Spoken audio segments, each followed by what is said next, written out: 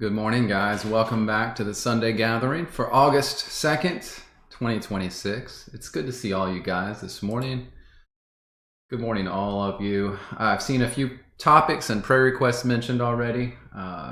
Looking up for him, Pilgrim, I've got your prayer requests there. Thank you for mentioning those things. And as always, praying for your family and salvation for friends and family. It's something on all our minds, but yeah, I'm glad you mentioned everything there. And thank you guys for joining. Good morning, Fastenal, Deborah, Patriot, Chrissy, West Wind, Linda, Terry, Rick, Little Nana. Good morning, Gay Marie, Red Raven. We saw you. If you have to jump around, that's fine. And who else we got? Precurious, I saw you up there. And then Robert at the very beginning put in some comments for us, some topics. So what we'll do is I'll go ahead and play the welcome message so that anyone new that sees this will know what we're about, what we're going to do. I think we're going to then do our prayer, and then we will probably start reading in the early Christian writing, The Shepherd of Hermas, today. I think that's the one that you guys have most asked for. And so I think that we'll start that today. And I'll just do my best with it. I have not looked ahead in this one. So you'll have to bear with me. I stayed up last night till the wee hours this morning. I probably went to bed at about 1:40 a.m. And I don't know, I just had a bunch of energy and nowhere to put it, so I started doing research and looking at some stuff online. But I was working on a video for the Psy-Cry channel that I may release at some point soon. But anyway, so if I nod off, you guys got to yell at me through the through the chat and tell me to wake up. I'm fine though. Well, good morning to all of you, and let me play the welcome message, and that'll give you 3.5 minutes to get some coffee. I'll be right back. Thank you, guys. Welcome to the Bible Scribe channel. My name is David, and let me briefly introduce the Bible Scribe ministry.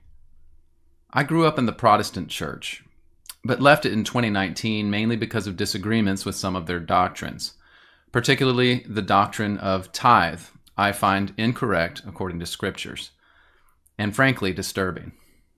I taught in the churches for a long time, but I started this YouTube channel in 2018 as an extension of my ministry in teaching the Bible to people around the world. Today I've produced over 500 videos with research that is focused on the Bible first, ancient writings second, and then a variety of other topics. One of the most important things I do is the Sunday live stream, which is an online church in every sense of the word.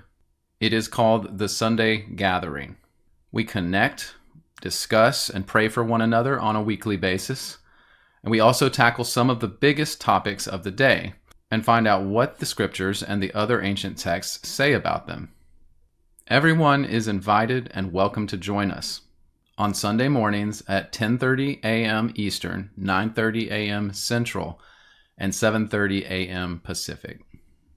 You can easily use my website at bible-scribe.com to access all of these videos and much more. There are also more than 50 research articles on different topics, from flat earth to early church fathers to holistic cancer treatments and prevention. In addition to the website, I have developed a Bible research application, the Bible Scribe app, to study and research the Bible and more than 50 other ancient writings. This app is available to the public with limited access, but requires a membership for access to all of the writings and the features that it offers. Many people have asked how they can support the work I am doing, and that is done by purchasing a membership on the Bible Scribe app through my Give, Send, Go campaign. It is at givesendgo.com/BibleScribe. For every $10 you pay, you will get a month membership on the Bible Scribe app. It is completely up to you as to whether or not you use this membership, and you can set this up as a monthly payment or as a lump sum, and your membership will be applied or extended accordingly.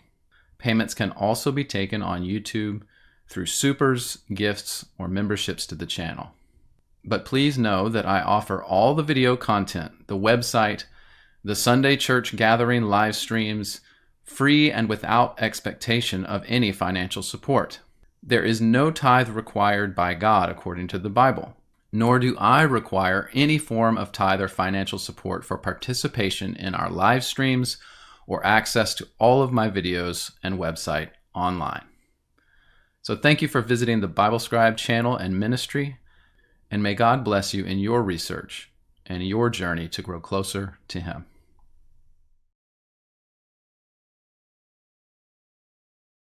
All right, guys, welcome back.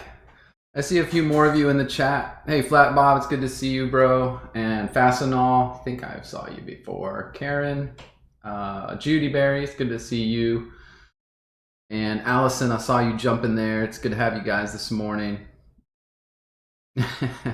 Now, let's not get into an argument over coffee, okay? We all know the cartels run all the coffee farms, but it's still good. All right. You like my shirt, Karen? Thanks. It's one of my favorite colors. I mean, blue. I love blue. You guys may notice over time. I don't know if it's so prevalent in my videos, because when I'm doing the videos, I have the green screen, so I'm trying to make sure I have a shirt that doesn't clash with the green screen and then disappear on me. But blue is literally my favorite color. I have blue everything. And I think it's actually kind of ridiculous when you look at my closet, but I just can't help it. I love blue. So anyway. All right. Well, let's get going this morning. Let's say a prayer first. Let's just get started with the prayer. There's some announcements we need to talk about after the prayer. So let me go ahead. Let me see, looking up for him, your prayer request. I want to pray about it. Okay. Yeah. Okay, so let me bow my head and I'll get us started with a prayer this morning, and then we will talk more about what's been going on. Lord God, I do thank you this morning for the time to be again with these wonderful people. Thank you so much for each person that is alive here and for every person that will watch throughout the week. Thank you so much for the lurkers, Lord, and for those that are right there in the forefront every week. You bless us so much each week with information, with sharing, with caring, with understanding and truth. Lord, we just pray that happens again this week. We give you the honor, the praise, and the glory for that. We do all have prayer requests in our lives, Lord. I know of a few on the chat that have prayer requests that are very big ones, and I know you can handle those.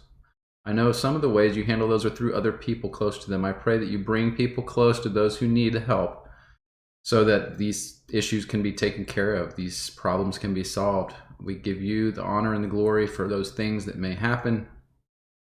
I pray for looking up for him with some travel, with some concerns about family and friends who are unsaved. Lord, please enter their lives. And maybe through West Wind's intervention, Lord, help those people to see you somehow. We give you the honor, the praise, and the glory for that. And we pray that it comes to pass and that it is for the glory of your name. We pray all these things, Lord, in the name of your Son, Jesus Christ. Amen. All right, thank you, guys. Okay, so let's see. Announcement. I want to mention that last week I spent some time at the end of the live stream. If you didn't see it, it was for essentially church business. So we are considering forming a church body, a official church body. We don't fully have a name for that yet. A few names are floated. And so for you guys that are here every single week and that you consider this your church home, and it doesn't necessarily have to be your only church home, obviously, because this is remote. And if you have a brick and mortar church you like to go to as well, great. But if you want to join the church that we are looking into founding right now, then I encourage you to email me. I put my my email address in the chat just a little bit ago. I can put it on the screen again for you. But I do need an email. I need, at bare minimum, an email from each person that is truly interested in becoming a part of this church body in a more official manner. I'm not going to take time right now to explain all that means, because last week I did a really good job of that. And so I encourage you, if you are interested, go to last week's, and it's linked in the description. The last segment is called Church Business, and you will hear all about it, about the idea, about what we're doing. But you email me if you're interested, and then we're still forming the ideas of exactly how it looks. So when you email me, I'm going to turn around and email you all the ideas that are being considered so that you can look over it and give your feedback too. Just trying to get some good information from everybody, hopefully through prayer and the Holy Spirit, before we really get started with it.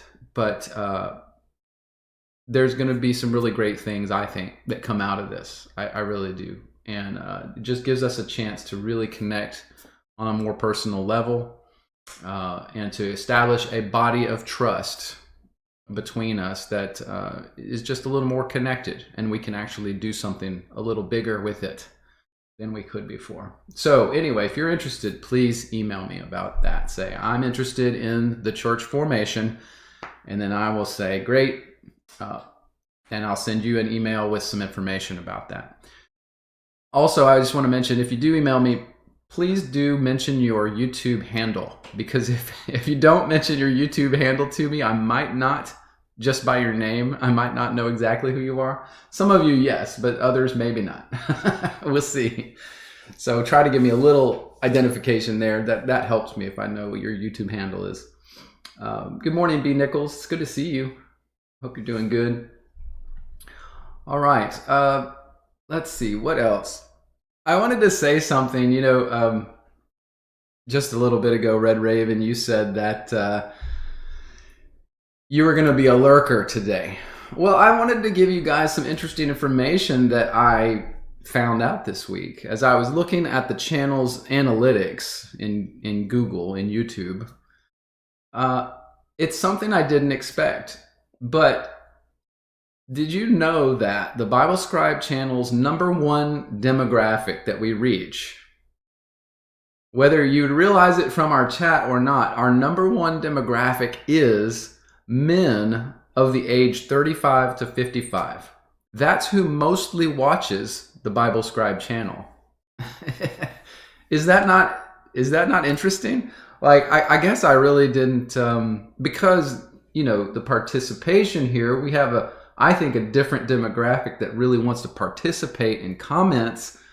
But in analytics, the way Google looks at this is that men aged 35 to 55 are the ones most interested in the content on this channel, which again, that's surprising, but it's awesome.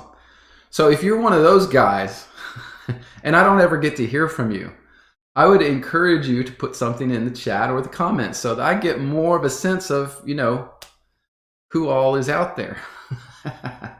So yeah, it is cool. It's very cool. Patriot, you're like, it's mostly girls in the chat. I guess we like to talk. I don't know. I think that's true. I think guys are more introspective in a sense. Like, they are kind of like evaluating, sitting back, watching, listening, comparing it to what they believe. And so maybe, yeah, guys are a little quieter, generally speaking. I think that may be true, but that's okay. It's fine. I don't think it's a bad thing. Yeah, so Flat Bob and Precurious, you're like, yeah, I'm in that demographic. That's good. That's good. Well, just know you're not alone. And even though we got all these ladies here, you guys have some company out there. That's funny. Amber, it's good to see you. Good to see you. All right. Well, let's see. What else do we got for announcements? The Psy-Cry channel, I continued with the readings in Henry Ford's the International Jew, his book that he published in 1920 about the Jewish influence in the world.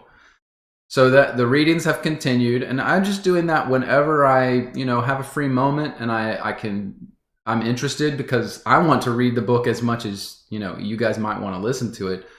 So on the Cry channel on YouTube and on BitChute and on Odyssey and on Rumble, Cry, I am reading through the entire book. We've gotten now through chapter 8. Chapter 8 was really interesting. Chapter 7 was really interesting. And in fact, I believe in this last chapter, Henry Ford takes time out to tell you that the protocols of Zion, the writing that has been discredited since World War II by the Jews, because they want to discredit, they don't want anyone thinking that's their work. Henry Ford spends the entire 8th chapter of his book saying, no, it's legit. There's no reason to disbelieve it. He essentially says, I believe this is the program of world Jewish domination. And so the protocols of the learned elders of Zion, he says, is legitimate. And it is interesting because that's right after, well, not right after, but shortly after that was published. And apparently, based on what Henry Ford is saying, the publishing of the protocols of Zion was earth-shattering all over the world. And in fact, it sounds to me like it was so well known that there was a lot of people, talking about the Jewish question, so to speak, at the time. It seems a lot more prevalent than anyone in our modern time would tell you, that they were talking about this everywhere in the world. And that's part of why I think Bolshevism had to rise up and stamp this out. They had to, in the Second World War, create a situation that would convince everyone to love the Jews, to care for the Jews, to have sympathy for the Jews. And so, of course, we have the narrative of the 6 million Jews killed and the Holocaust coming out of World War II. We have the narrative, but we have no evidence of it. None. Except for talking mouths. And so, just saying, that last chapter was really revealing to me. And I keep running across things like this. And you guys noticed that even on this channel, I did publish a video this week summarizing my findings in the first 7 chapters of the writing. And I probably will follow that up later on this channel with more summaries and findings. And I think that's a good way for me to do it. I can read the readings on the Cry channel and then come over here and do a summary for people if you aren't interested in the readings. But it's been a great journey for me. I've really enjoyed learning more about the perspective of a very well-renowned businessman in 1920 on the whole Jewish topic.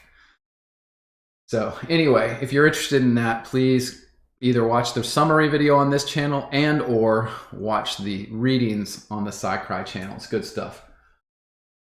All right. What do we have? Let's see. Can you guys work towards more topics? Okay. I've got a few topics. Patriot, you gave me one. Robert, you gave me 4 topics, and I'm not going to do 4 topics from one person. So I would ask that some other people come up with some topics, and then we will get started in just a moment with reading in the Shepherd of Hermas. So let me get that prepared while you guys think of some topics. Here we go. All right. Oh my goodness, guys. The Shepherd of Hermas. It's a big one. Okay, here we go. Am I spelling shepherd right? I always question the spelling of the word shepherd. It's a very strange looking word. All right.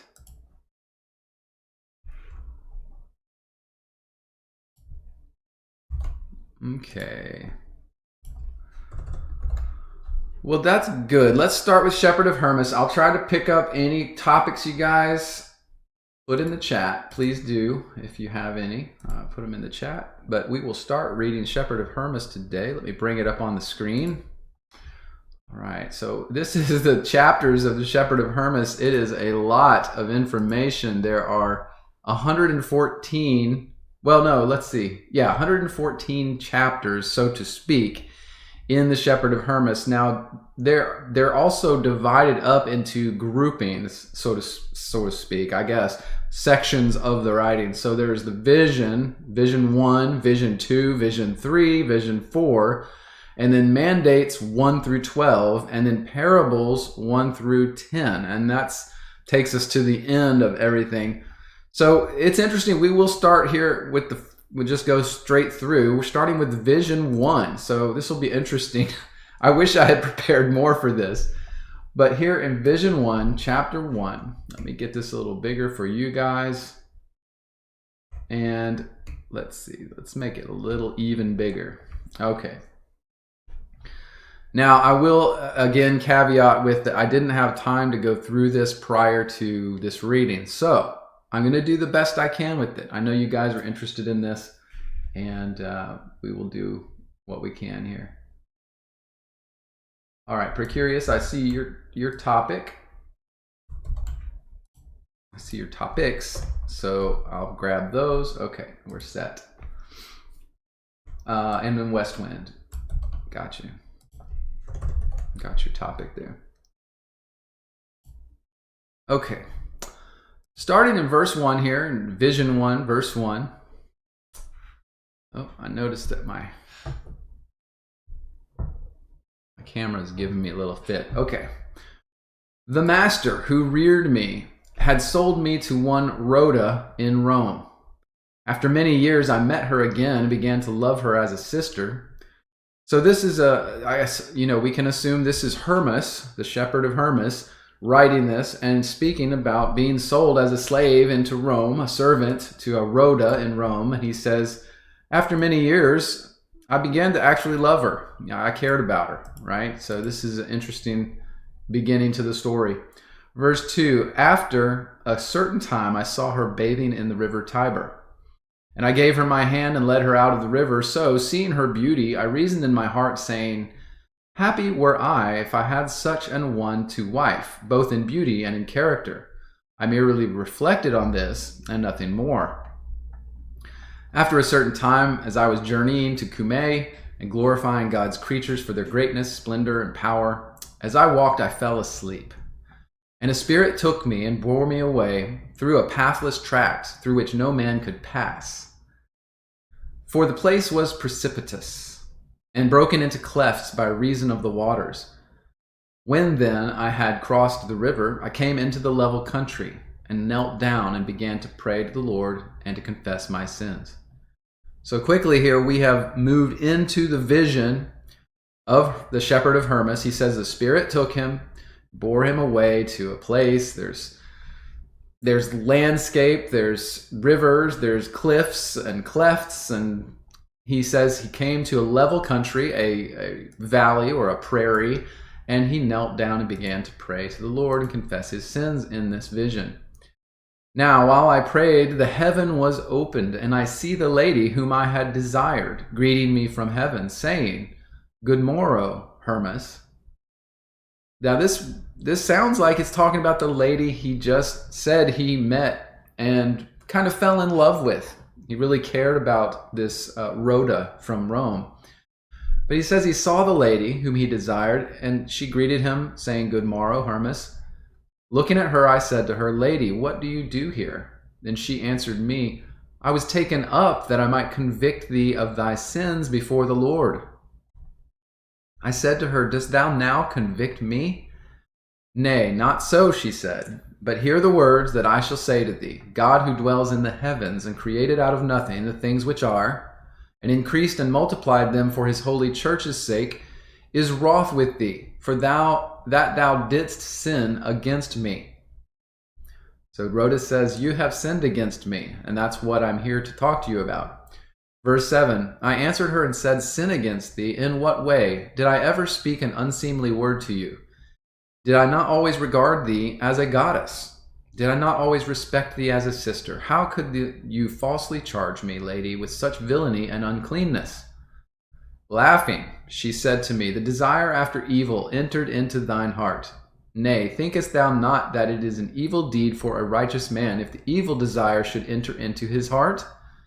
It is indeed a sin, and a great one too, she said. For the righteous man entertains righteous purposes, while then his purposes are righteous. His repute stands steadfast in the heavens, and he finds the Lord easily propitiated in all that he does. But they that entertain evil purposes in their hearts bring upon themselves death and captivity. Especially they that claim for themselves this present work and boast in its riches, and cleave not to the good things that are to come. Now, we're going to continue reading this, but just my read right now on what she is talking about to him, I believe she's talking to the fact that he desired her. He ended up saying, I want possibly, she would make a good wife to me.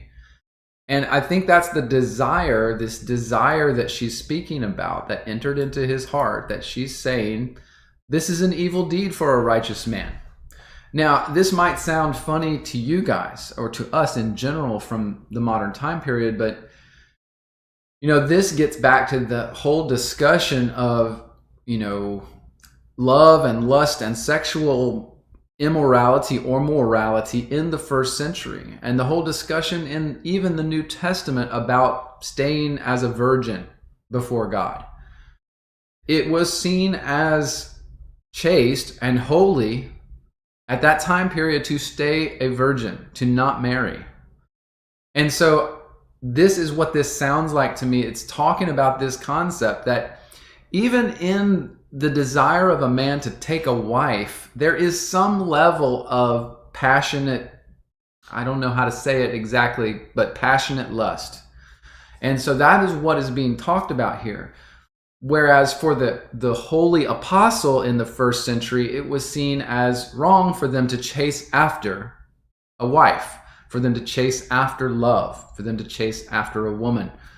But it was holy and chaste for them to stay single and to do the work of God, to focus on that. And she even says that at the back end of this verse, cleave not to the good things that are to come. She's saying, these types of people that go after this stuff, they claim this present work, meaning the physical world and the things in it, boast in its riches, instead of the good things that are to come, meaning heaven, Christ, the final judgment, the new heaven and new earth, all that stuff that God has promised, set aside as inheritance for the believer.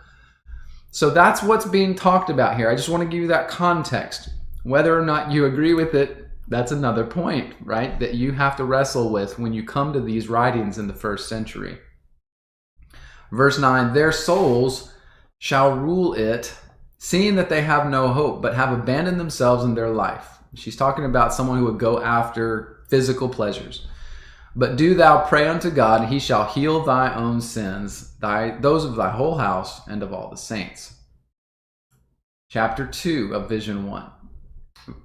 As soon as she had spoken these words, the heavens were shut. I was given over to horror and grief. Then I said within myself, if this sin is recorded against me, how can I be saved? Or how shall I propitiate God for my sins which are full blown? Or with which words shall I entreat the Lord that he may be propitious unto me? So Hermas is now asking this question. And this is one that we all ask, right? This is the same question a lot of Christians ask. Well, if I have sinned, what is it that, I'm no good anymore. My sin is complete. I have sinned, and what good am I before God? A lot of people ask this question. He's going to wrestle with this question right now. Verse 2. While I was advising and discussing these matters in my heart, I see before me a great white chair of snow white wool. And there came an aged lady in glistening raiment, having a book in her hands. And she sat down. Now we have to assume this is a different lady. It says this is an aged lady in glistening raiment. So this is after the vision of Rhoda had gone away from Hermas. And he's pondering these things. Now a great white chair of snow white wool and an aged lady in glistening raiment with a book in her hands sits down on this white throne, if you will, and she saluted me. Good morrow, Hermas. Then I received, or grieved, and weeping said, Good morrow, lady. She said to me, Why so gloomy, Hermas? Thou that art patient and good-tempered and art always smiling, why so downcast in thy looks and far from cheerful? And I said to her, Because of an excellent lady's saying that I had sinned against her. Verse 4. Then she said, Far be this thing from the servant of God. Nevertheless, the thought did enter into my heart concerning her. Now to the servants of God such a purpose brings sin. For it is an evil and mad purpose to overtake a devout spirit that has been already approved, that it should desire an evil deed, and especially if it be Hermas the temperate, who abstaineth from every evil desire and is full of all simplicity and great guilelessness. So this lady in white raiment, I would assume this is an angel, but I don't want to speak too early. We'll see if that's confirmed later on. Saying the same thing, that, Hermas has been, essentially, he's set aside. He's special. He has abstained from every evil. And so the warning is they don't want Hermas to go down this road of lust, of concupiscence, of passion, of desire for earthly things, because he is apparently so good in the heavenly things and such a good disciple, so to speak. So chapter 3 of this vision, verse 1.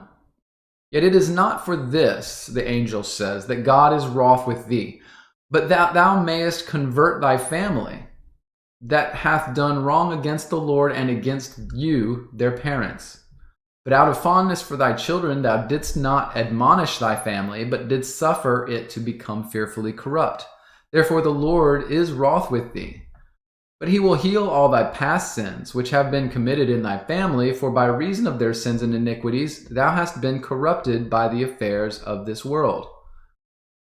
So we're getting a little more insight into Hermas now, that this angel that has appeared before him is talking about his family, and that really God's contention with Hermas is that he has not converted his family to Christianity.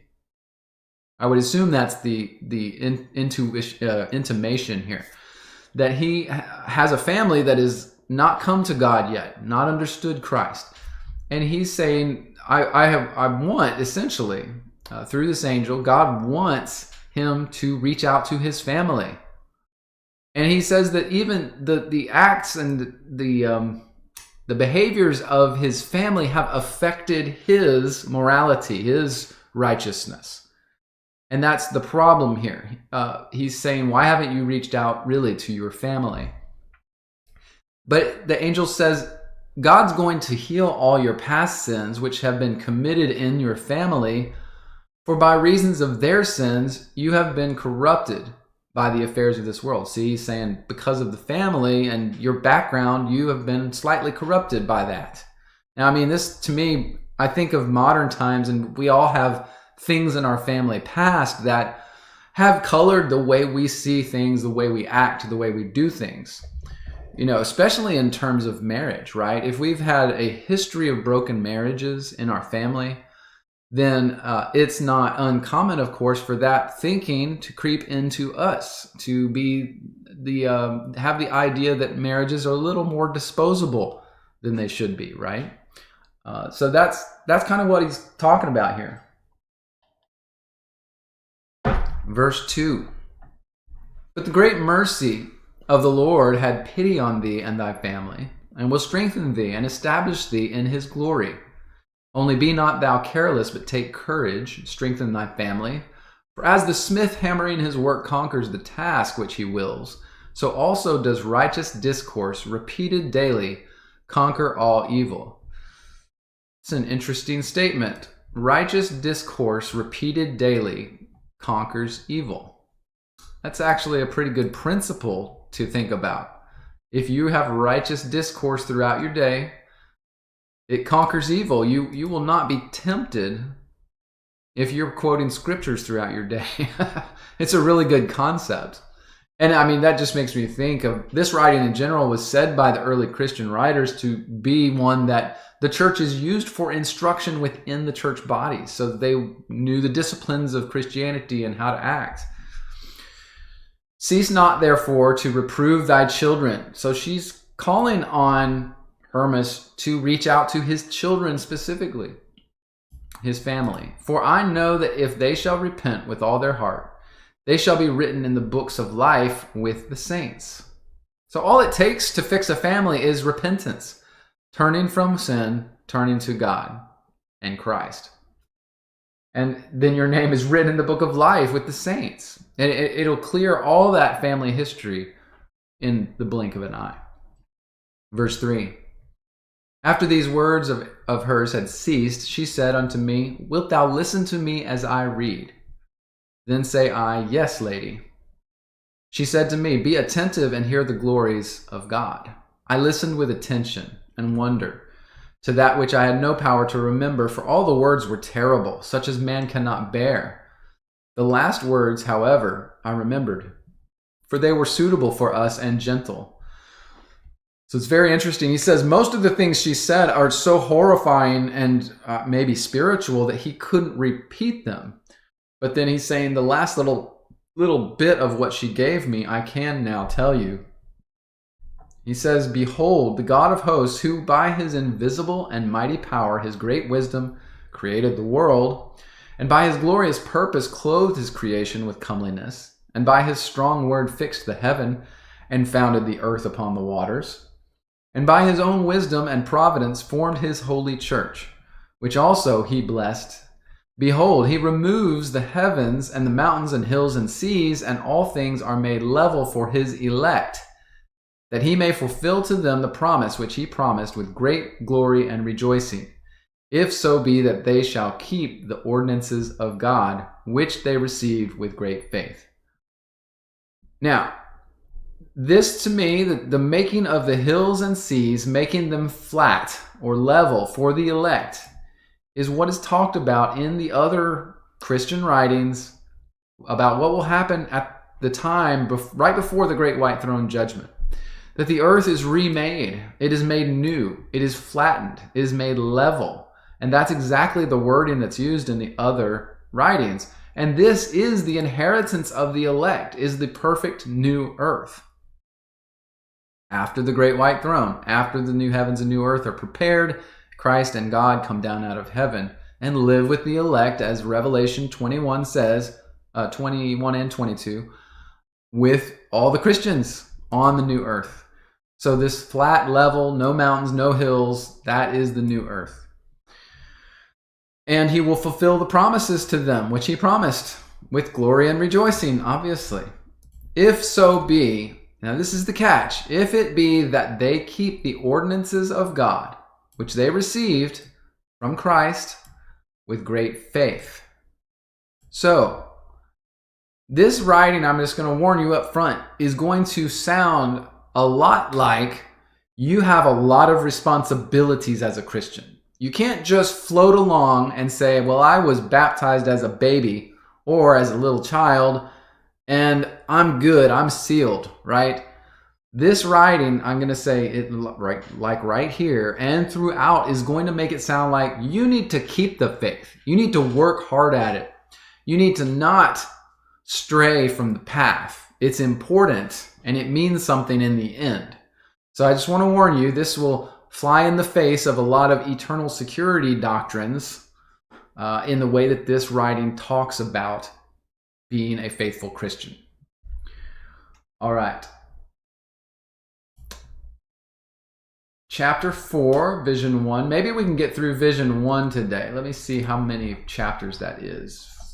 Yeah, this is the last chapter on Vision 1, so maybe that's a good stopping point. We can maybe do one of these sections per week if they're big enough. Vision 1, chapter 4. When then she finished reading and arose from the chair, the white chair, she's got white raiment, glory, angel-like, and she sits up from the chair, gets up from it. There came 4 young men, and they took away the chair and departed towards the east. Then she called me to her, and she touched my breast and said to me, Did my reading please thee? And I said to her, Lady, these last words please me, but the former were difficult and hard. Now, I think that what he's saying here is the words at the end that he just shared with us they pleased him, but the ones before that he could not share is what he's saying were difficult and hard. And she spoke to me saying, These last words are for the righteous, but the former words are for the heathen and the rebellious. So as he said, they were horrible, and apparently she was talking to him about the wicked, about what would happen to the heathen and the rebellious, the wicked. Verse 3, While she yet spake with me, 2 men appeared and took her by the arms. Now we can assume that these men and the last 4 men that took the chair are also angels. But they took her by the arms, and they all departed, whither the chair had also gone, towards the east. And she smiled as she departed, and as she was going, she said to me, Play the man, Hermas. Play the man, Hermas. I'm not sure. That doesn't strike me as something I fully understand. Play the man, Hermas. Okay. So the second vision starts in the next chapter, and it doesn't give us any background on that phrase. So that's an interesting phrase. I'm not sure 100% that I understand that. She smiled and said, Play the man, Hermas. Okay. It's probably a translation thing. Like if I could see the Greek, we might get there. But all right. Well, that's vision 1. And let me see, as we go forward next week, vision 2 is 4 more chapters. Vision 3 is a bunch of chapters. So maybe this is how we'll do this, split up the visions a little bit. 4 and 5 could go together, it looks like. And then we get into the other sections. So I think that would be good for today on this one. You guys, hope you guys enjoyed that. Chrissy, you think she's saying, be a man. Like, get on the ball, get on the wagon. Stop looking at these women.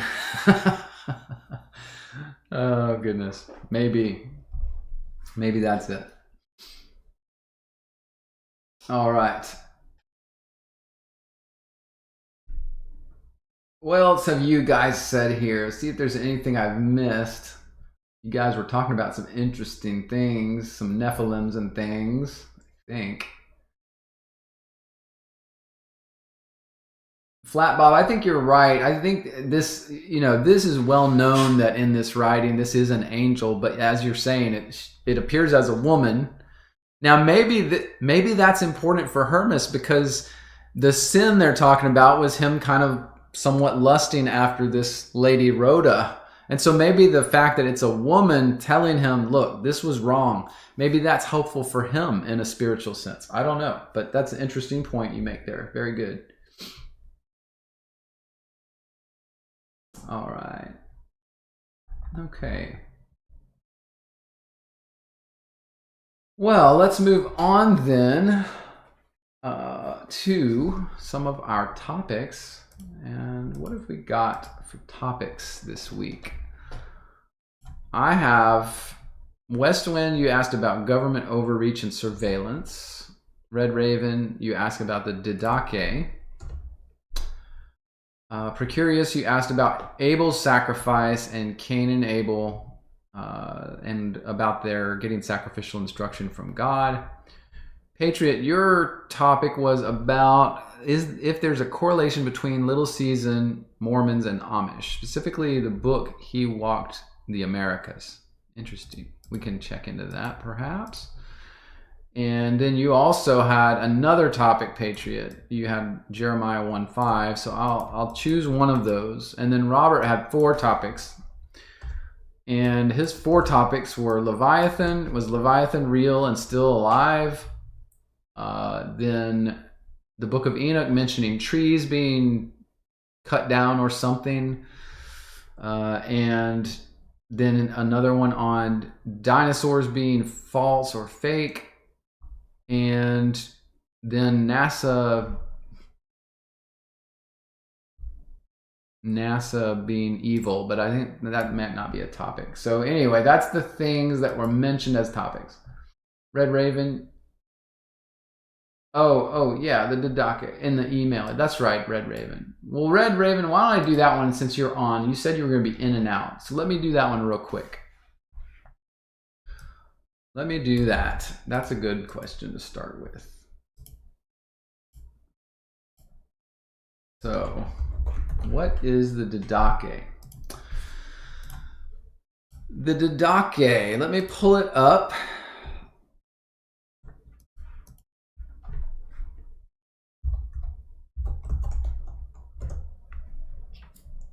So I'll just go to the Wikipedia description. It'll probably give us a good description. So the Didache, also known as the Lord's teaching through the 12 apostles to the nations, a brief, anonymous early Christian treatise written in Greek, dated by scholars to the 1st or less commonly 2nd century. Most scholars date this as one of the earliest manuscripts that we've got of Christianity.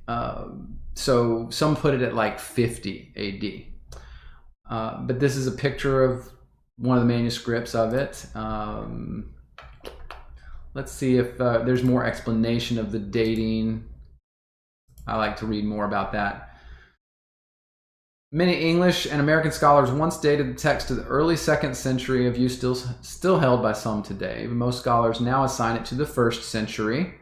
It's a composite work, and the discovery of the community rule in the Dead Sea Scrolls provided evidence of development over a considerable period. Okay, so some scholars relate it to the community rule book from the Dead Sea Scrolls that the Essenes followed, because there's apparently some things in the Didache that seem to echo the sentiments of the community rule book in the Dead Sea Scrolls.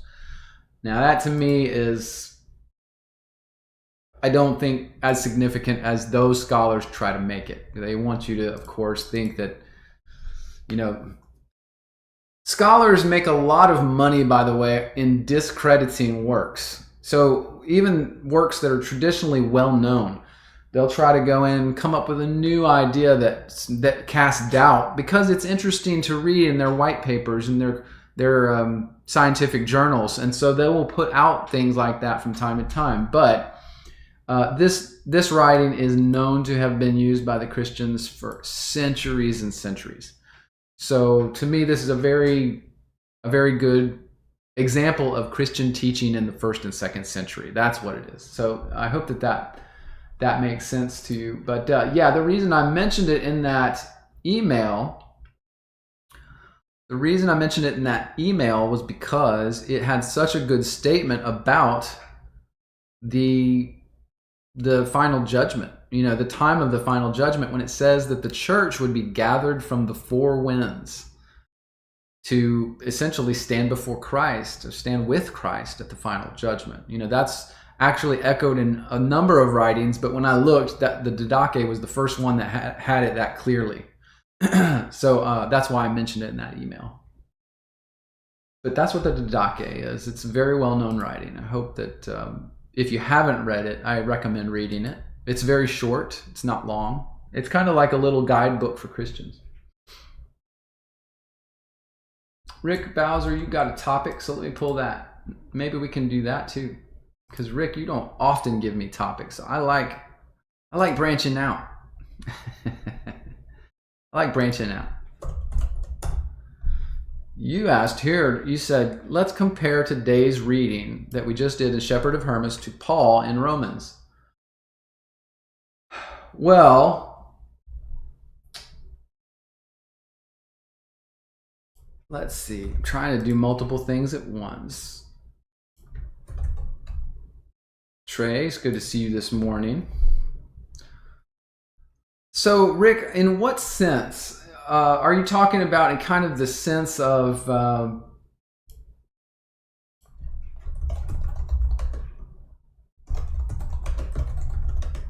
in the sense of maybe the sexual sin? Is that kind of what you're talking about? What are you thinking there?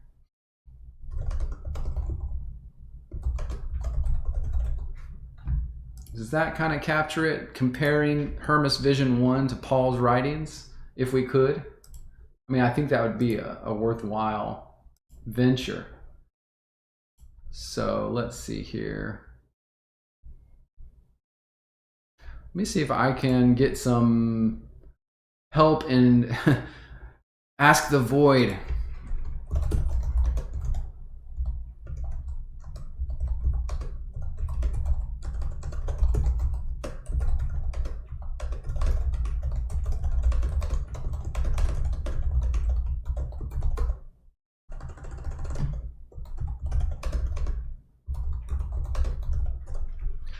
So let me work on that with my AI friend, Rick Bowser, because that's the fastest way I'll be able to get to that stuff. Because the teaching, there's a lot of teachings of Paul, a lot of writings of Paul, right?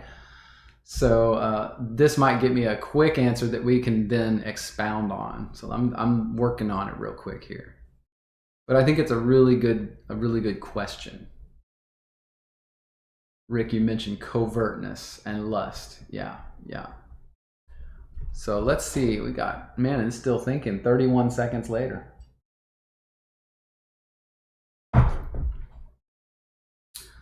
Right, okay, so let's see here.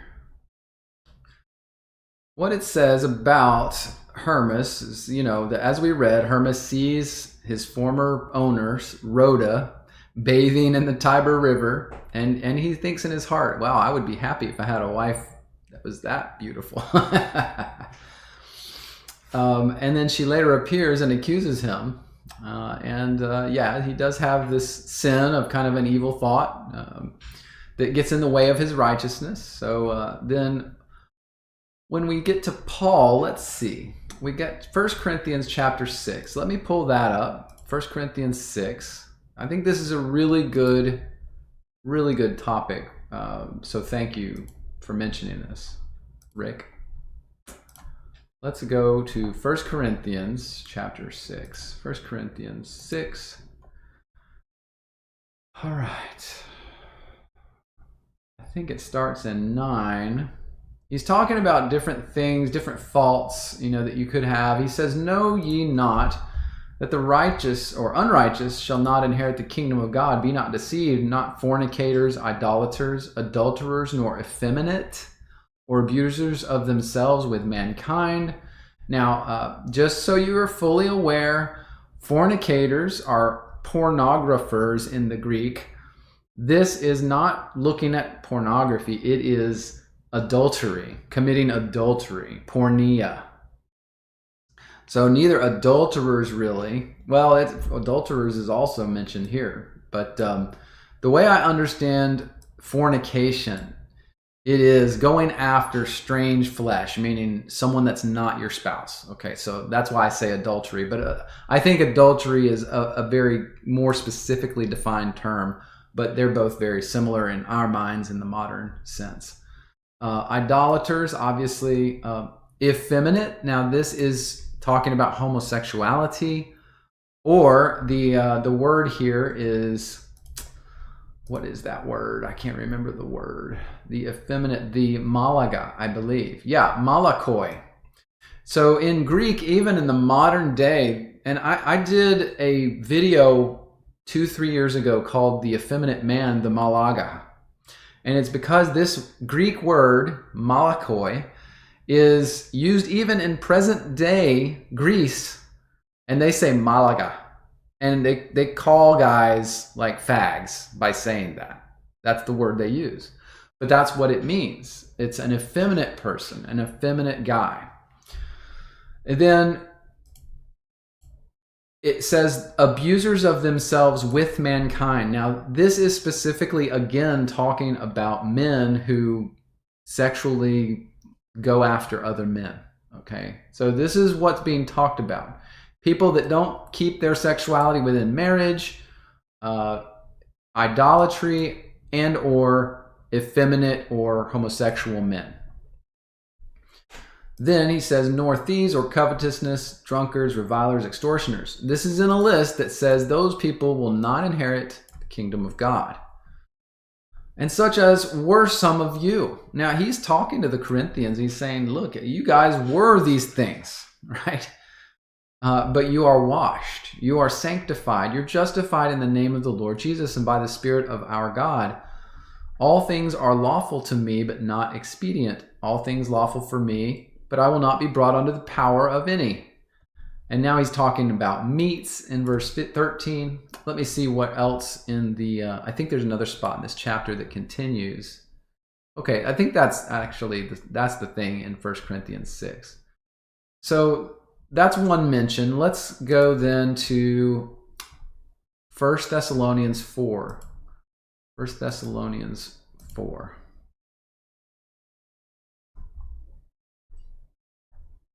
1 Thessalonians 4. I think it's verse 3 we're looking at. This is the will of God, even your sanctification, that ye should abstain from fornication. That every one of you should know how to possess his vessel in sanctification and honor. This is something, this is a way to think of, I think, the way that you should think of your sexuality. Are you possessing your vessel in honor? Especially as a man, right? Are the things that you do in your romantic life, are you possessing yourself with honor, or are you just lustful? Are you just going after things? Self-gratification, passion, lust. Or are you being honorable in the way you conduct yourself, even in your marriage bed with your wife?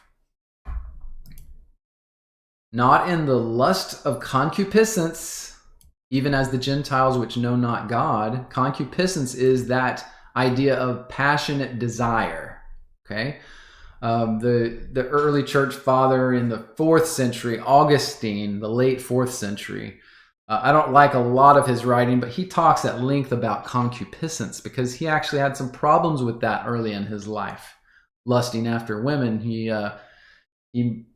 intended to, I don't remember if he did, but he intended to marry a 12-year-old girl. Most people don't know that about Augustine. But regardless, not the lust of concupiscence, because that's what the Gentiles that don't know God do, he says. That's how the Gentiles that are heathens act. No man goes beyond and defrauds his brother in any matter. So then it goes on into other things. God has not called us to uncleanliness, but to holiness. So this is another. It's possess your soul, possess yourself, your body, possess it with honor and holiness. That's the key, especially for men. Well, I mean for women too, obviously. But Rick, your comment, you say this. You say, let me put it on the screen. Let me grab that and slam it on the screen. There we go. I can make that bigger. Okay, you said this. The root of all unlawful desire, covetousness means strongly desiring or longing for something that you do not have, that's not yours. Sexual lust is simply sexual covetousness. Okay. Yeah, I get you. I mean, and the root though is that desire, and it's really it is 100% a selfish desire, is it not? It's definitely 100% a selfish desire. It has nothing to do with the other person. It's you with the problem. No matter if the other person is attractive to you or loves you or is lustful after you, it doesn't matter. None of that matters in the end. In the end, it is your lust that is getting you into trouble. It is your problem. It is a selfish desire. Chrissy, you say that pedophilia would fall under fornication. Fornication is overall sexual sin. Yeah, I think so. Let me go back over here real quick. I think there's a reason that... oh, I already got that up. The fornication up here. Yeah, it is the root word in Greek, pornoi. And so let me pull that up in Strong's. We'll look at it real quick. A fornicator or whoremonger. What else? A male prostitute for hire. Well, that's interesting. That Strong's uses that as the first definition, a male prostitute for hire. or a prostitute in general, because you see male and for hire are in parentheses, but it might be implied, but it can refer to prostitution, obviously. Number 2, he says a sex addict, or 3, one who is sexually unrestrained. So in the New American Standard, the translations are generally immorality, but that doesn't really give it a sexual overtone. I'm not sure they did a very good job with that translation, because pornoi is always a sexual overtone. Unlawful sexual intercourse. Anyway, lust for hire, male prostitute. Interesting. So some of the root of that word does have to do with having a male prostitute, right? Someone who's paid for sexual pleasure. All right. Well, what else? Let me see if there's any other good references that we could go over here. Colossians 3 verse 5 is a good one. Let's go there real quick. Colossians 3, 5. So the instructions Paul gives is therefore murder your members, kill your body parts. Each part of your body that may or may not give you trouble, kill it, mortify it. Fornication, uncleanness, inordinate affection, evil concupiscence. It's all these same words, so it covers the gamut of sexual sin. Covetousness, which is what you were talking about, Rick, which is idolatry. Interesting how it's said there, covetousness is idolatry. Now, I will say in this verse, Rick, because all of these things are of a sexual nature, and then it adds in covetousness, which is idolatry. So in the other list we read in 1 Corinthians 6, I believe, it mentioned idolatry. And it mentioned in the context, again, of all these sinful things, sexual sins. So maybe you have a good connection you're making there, which is that the covetousness is born out of this kind of passionate, lustful, self-absorbed desire for that pleasure, that self-satisfaction, covetousness, and he calls it idolatry. So is it when you're in a relationship and you covet a person in passionate lust, sexual concupiscence, is that a form of idolatry before God, where you are worshiping something other than God? Is that true? It seems to be that those concepts are all intermingled here. It says in verse 6 here, for which things, the things we are talking about, that's why the wrath of God comes on the children of disobedience. Now in this passage, Colossians 3, 4 through 6, all it's talking about is sexual sin.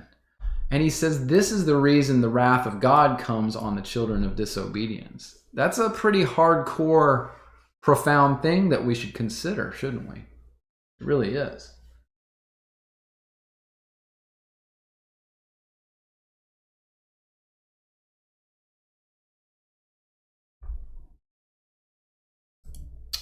All right. Then what else? Now it goes on into some other topics. Let's see if there's other references we want to hit before we finish.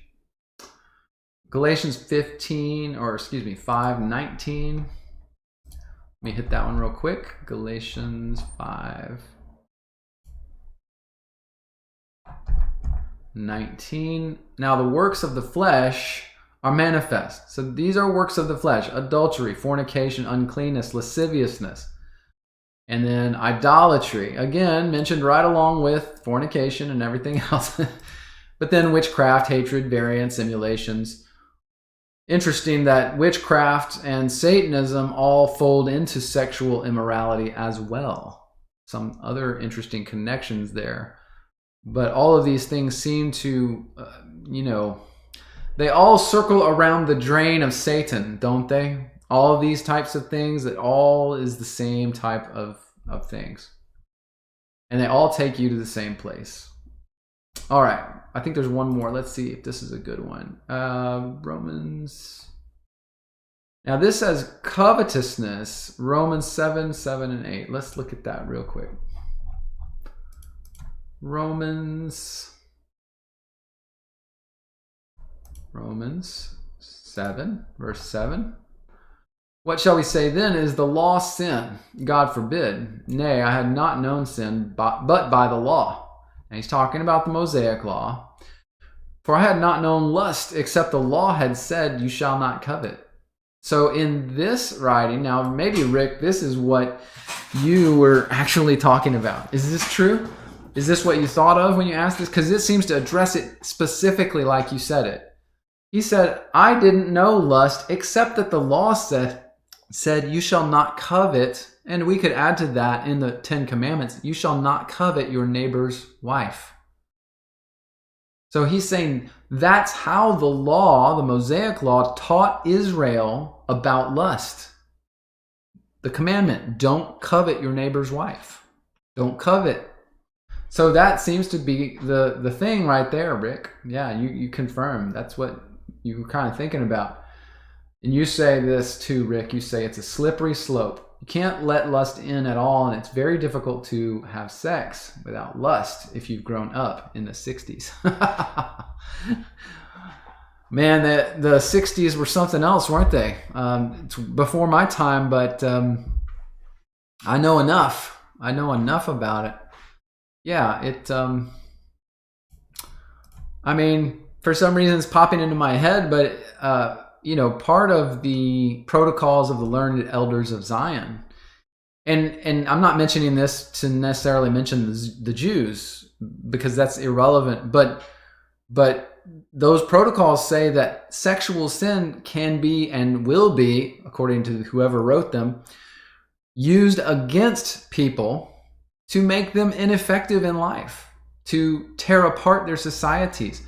That sexual focus, sexual obsession, pornography, and that those lusts and desires can be used to control societies. That's how powerful that stuff is. And we give ourselves over to that stuff, not thinking one thing about it, because we have grown up in a society that has been controlled by people like the Jewish masters who put things into our textbooks, put things into our media, put things into our culture that promote the ideas of sexual immorality. All sorts of sexual immorality, not just like, transgenderism or all that kind of stuff, but the subtle things like lusting after your own wife, lusting after sex in general, thinking that you have to have sex 2 times a day to be healthy, to have a healthy sexual relationship.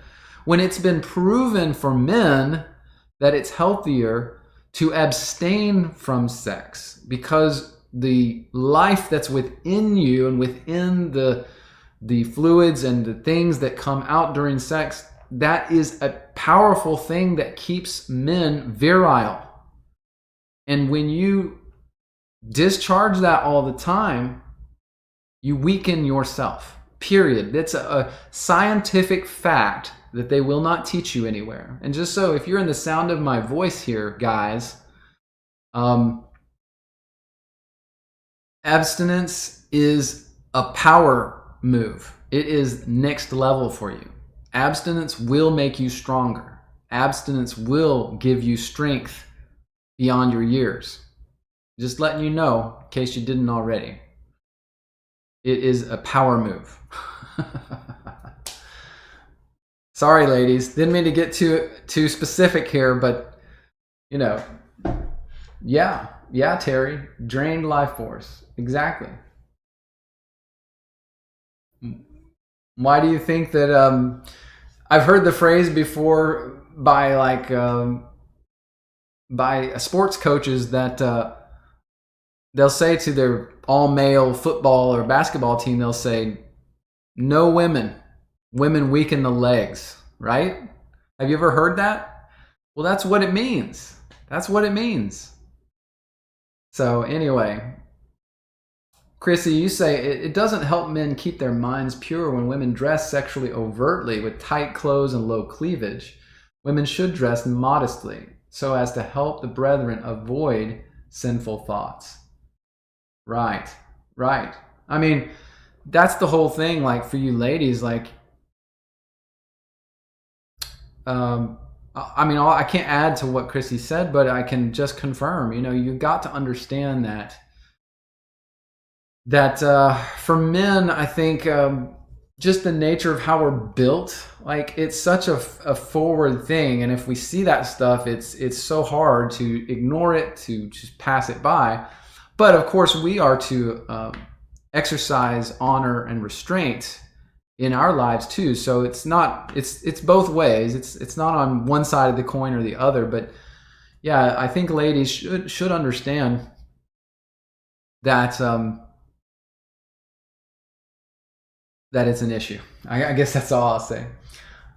Rick, you mentioned Jake LaMotta in Raging Bull. You know, I've never seen that movie, but I've heard about it. I haven't seen that movie. I'd like to see that movie, actually. I heard it was really good. Chrissy, you say that the knights stayed abstinent during crusades. Interesting. Very interesting. CCAC. I'm not going to say that one on the live stream. Not going to say that on the live stream. That's funny, though. Oh, my goodness. Precurious, you say Muhammad Ali went on a 40 or 60-day sexual fast before his fights. Yeah, that's exactly right. That's exactly right. Some people know, and they use it to their advantage, right? You want to stay strong? That's the way to do it as a man. You want high testosterone or do you want low testosterone? It's up to you. You can just get rid of your testosterone if you want. Oh, my goodness. How do I get into these things? Thanks, Rick. This is a good topic. Nira, you mentioned soul ties. That's interesting. So I think you're talking about, in that statement, you're talking about when two people have intercourse, that there's actually a connection made spiritually that is undeniable. I know a lot of people that would agree with that. I might agree with that, but I don't know for sure, right? But it's an interesting concept for sure. It seems that might have been the way that God made things, right?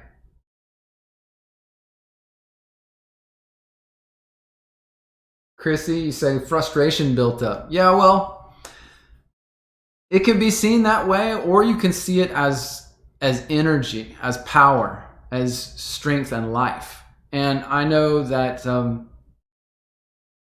100% true. I'll just lay it out there. It's 100% true. All right. All right. Anything else? I think that we've done that pretty good. Thank you, Rick, for that topic. I appreciate that, man. All right. Let's look at another one of these topics here. Let's see. Robert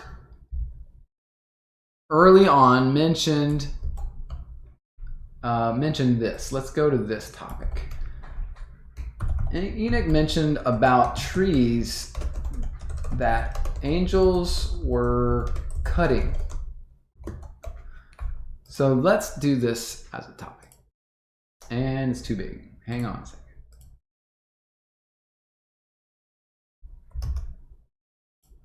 Okay. So Robert, you said that the book of Enoch mentions a lot about trees, very high, huge trees.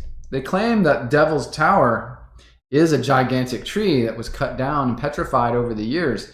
And I believe that's true, that it was a gigantic tree. All right, so let's look real quick at Devil's Tower.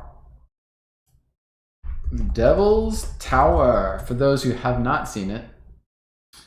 It is, of course, it is featured in the motion picture Close Encounters of the Third Kind as the location of the descent of the aliens in that movie. Now, I will mention, because I like mentioning the work I've done on the Psy-Cry channel, that I have a video on the Psy-Cry channel, and it is, let's see, what is the name of that thing? Biblescribe.com, Bible-scribe.com, and what was the? I may have to search for it on the SciCribe page here. Where was this thing? There we go. It's called Close Encounter of the Third Kind. This is not on YouTube because they copyright blocked me when I put it out, so it's on Rumble, Odyssey, BitChute. But this video talks about the use of this mountain for the landing site of the aliens and what that means for you as the viewer of this movie. I think it had actual legitimate worldwide ritual significance, but I go through that in that video if you're interested. But that being said, back to Devil's Tower. You know, you asked Robert about you said, I didn't expect you to take all my topics. Yeah, no, we're just going to do this one. We'll do this one. We'll start this one. You said that in the book of Enoch, it mentions something about angels cutting trees down or something like that. So we're going to look in the book of Enoch. Let's go over here to the Bible Scribe tool. We're going to search in the book of Enoch specifically. So let's do that. And we're going to look for the word tree. All right, so there's a few hits.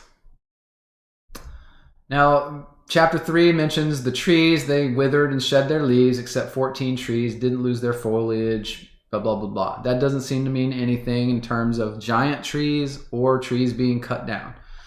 Now, verse 1 of chapter 5, observe the trees cover themselves with green leaves and bear fruit. So that has nothing to do with what we're talking about here. Then shall the whole earth be tilled in righteousness, and all shall be planted with trees and be full of blessing. Well, that's chapter 10. Desirable trees will be planted on it, but I don't think this has anything to do because it's saying Noah, it is talking to Noah about the deluge, the flood that is coming on the earth, and then saying after that, well, we're going to plant some trees. Trees will be planted all over the earth again.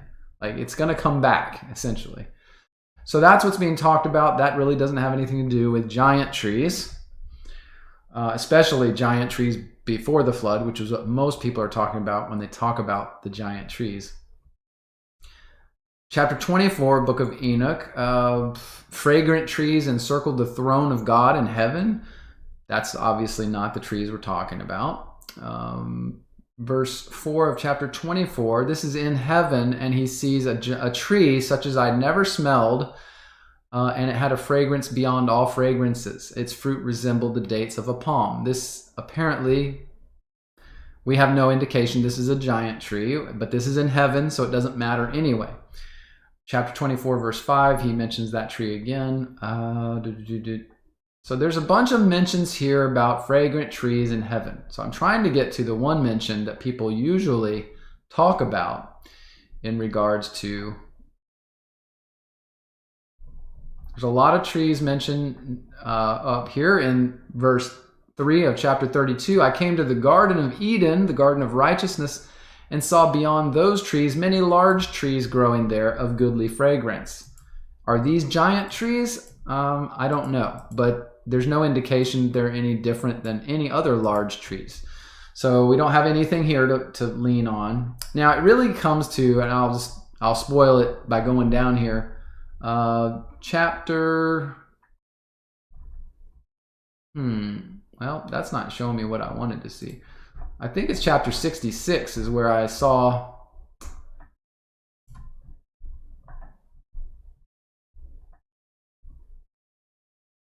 interesting. Let's see. Interesting. So in chapter 66 of this version of the book of Enoch, in those days the word of God came to me and said, Noah, behold, thy lot has ascended up to me, a lot void of crime, lot beloved and upright. Now then shall the angels labor at the trees, but when they proceed to this, I will put my hand upon it and preserve it. Now, is this the segment that people say is angels cutting down giant trees on earth.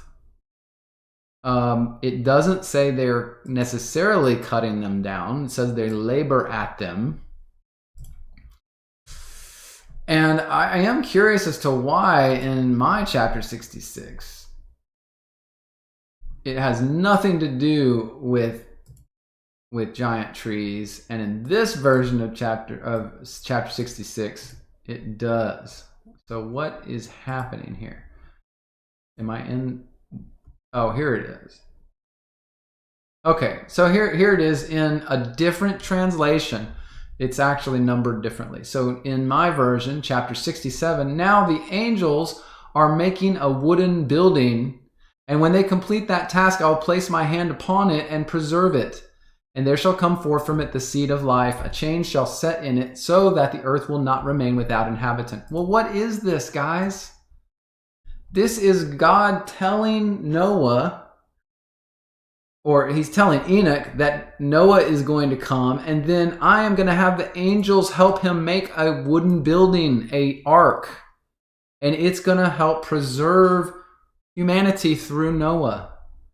So when we see this other one, this one translation that people say is angels cutting down giant trees, there's nothing about this, first of all, that says these are giant trees. And we have this other translation that's more clear, saying, wow, it's the angels taking the gopher wood. Maybe they are cutting down some trees, but they're not giant trees, because we have found the Ark of the Covenant, or the Ark of Noah.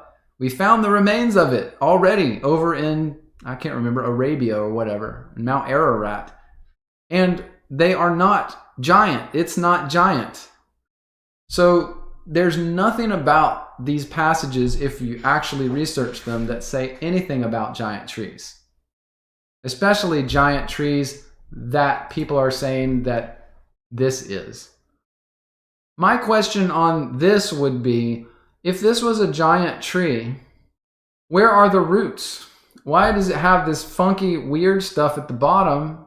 And where's the huge roots that would come out like every other normal tree we've ever seen in our lives? Where's the root system here? The reality is that I think people want to see megalithic giant trees, but there's really not any evidence of megalithic giant trees. I'm sorry, that's just where I sit on it. But it's things like this where you get people that misinterpret Enoch and try to make it into something it's not. But instead, it's the angels who were cutting down gopher wood and helping Noah build the ark. Do you think Noah could have single-handedly built the ark? No. Remains of Noah's ark. So this is the structure that we're pretty sure by now. There's been multiple expeditions to this thing in the Middle East, and we're pretty sure this is the ark. And if this is the ark, and this is the size of the ark, and the striations that they have now, of course, excavated off of this thing, it's normal tree sizes. They've proven it already. So this, again, is another verification that the book of Enoch, chapter 66 or 67, depending on how you parse it up, is not talking about giant trees. I mean, it's not there. So, but Chrissy, you said it seems to make sense that angels would help Noah in the lumber accumulation for the ark. Yeah, it's a tradition, and I don't know if you have seen that movie Noah with what's his face?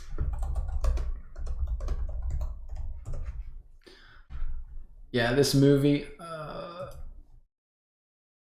with Russell Crowe and Jennifer Connelly. Now, this movie takes some severe liberties with the story of Noah. Severe liberties.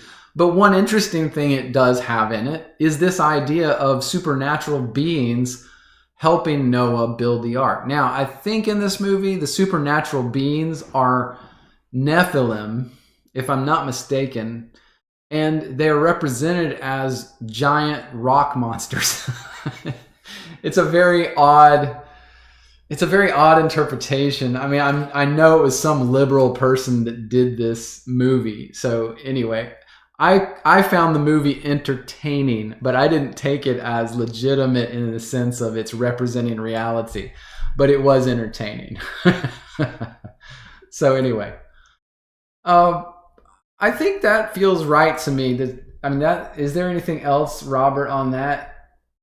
Because I just don't think in the Book of Enoch there's any other evidence of any giant trees, anything like that.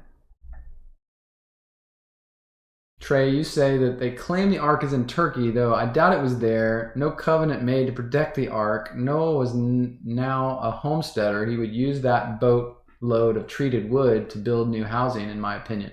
Interesting thought. Yeah. Well, it says that they settled, they came down off the mountain.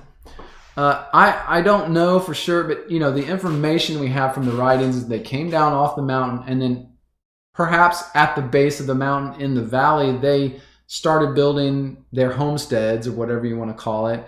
And then on the face of the mountains, on the sides of the mountains is where I believe Noah started growing his grapevine orchards, whatever you call those, vineyards, orchards. And so that's where he started growing his grapes, and then he got drunk, and then all the other stuff happened. So anyway. All right. Yeah, good discussion. Good discussion, guys. Chrissy, you say the redwoods are the largest trees today. Giant sequoias. Yeah, they're massive for sure. Definitely large.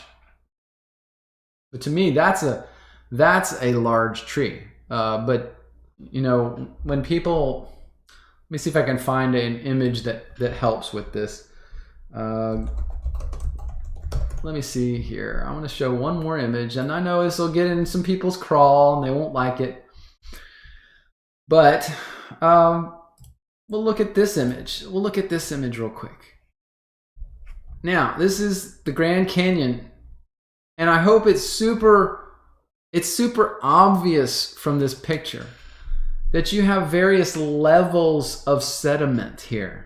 And that this Grand Canyon area that we're looking at in this picture was literally carved by God's flood of Noah.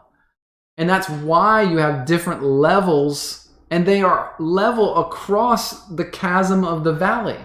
They match. So what you see is that as the water came through and carved out, it took away the softer material in these different striations and left harder material. It's simply how the rocks are formed that caused this to occur.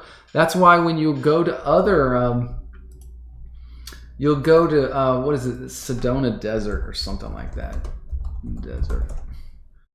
And people will say to me, oh, here's a tree, it's a giant tree. But I'll say to them, like, well, it's interesting you say that.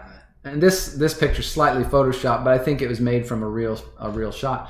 I'll say to them, well, why are there multiple trees cut off at exactly the same level? And there's no evidence of root systems, and there's no evidence of any cutting tools. Where's the giant axe that was used to cut down that tree? The giant saw. You think it just, vaporized into oblivion? I mean, there's things like that. It's like, if we really want to get real about this, then you have to answer those questions, right? But here we have, according to the giant tree crowd, we have 5 or 6 trees that were somehow fused together at the base, and they were all cut off at exactly the same level across a large distance. Just like the Grand Canyon picture, where? Somehow did someone come with a giant chainsaw and level this entire valley full of trees? I don't think so. That's nonsense. So anyway. All right. Let's jump to the next topic then. What else we got? Let's see. So Robert, we did one of yours. Patriot, you had a couple. For Curious, you had one. Let's do, Patriot, your let's do yours on this. I don't know how to title this yet because I'm not sure I know much about this.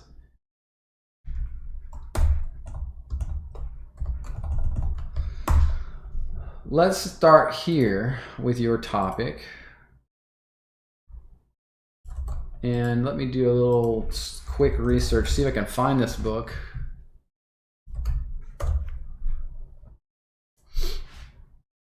And yes, I can. Let's see. I think I now have the book in front of me. Yeah, okay. So this is a Mormon book. And you mentioned, you're asking, Patriot, is there a correlation between Little Season, Mormons, and the Amish, specifically the book He Walked the Americas?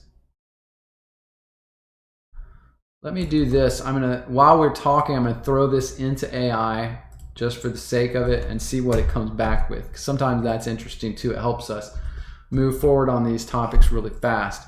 So here is the book. He Walked the Americas. Oh crap, it's making me borrow it. I hate that. Let's see if I can get a better copy that's free. I don't have to log in and borrow it. Stupid archive.org. Like I'm ever gonna get sign in for you retarded site. Here we go. Here's the free version where you don't have to borrow it. From L. Taylor Hanson, known as a, if I'm not mistaken, known as a Mormon book. Let's see if Wikipedia has something on this book. He Walked the Americas.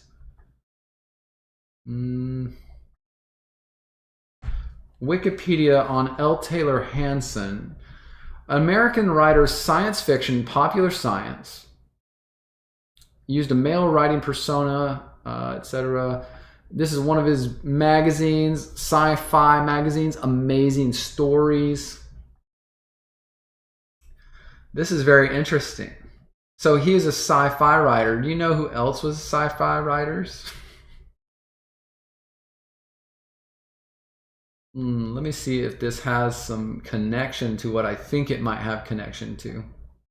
Arthur C. Clarke, L. Ron Hubbard.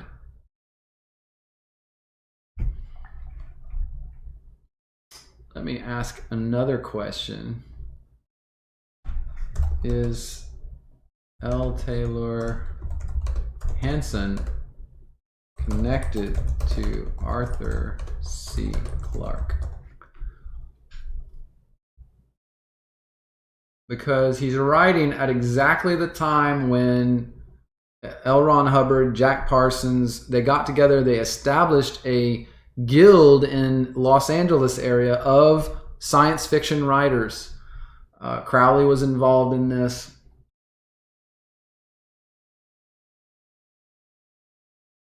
And I'm trying to see if there's a connection because that would be critical to understanding more about this. So it looks like, see, he was in Phoenix, Arizona when he died. What? This is a little too parallel for me. It's a little too coincidental. Precurious, you say that you have the book. So, well, I want to know everything about it because I don't know anything about it. You said there's a cut down tree on the cover of the book? Oh my gosh, Mike, you're killing me, bro. That's weird though. Look at what it looks like. Part of that stone formation is being lifted up by a Jesus figure in this. So what is this book about? It's 265 pages. 265 is a lot. I can't read that on this live cast. Interesting. Let me see if this came up with anything.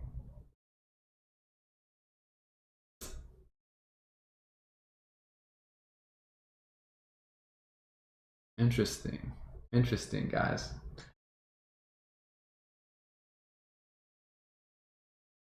Yeah, Patriot, I'm trying to learn a little bit about this book because I don't know anything about this book.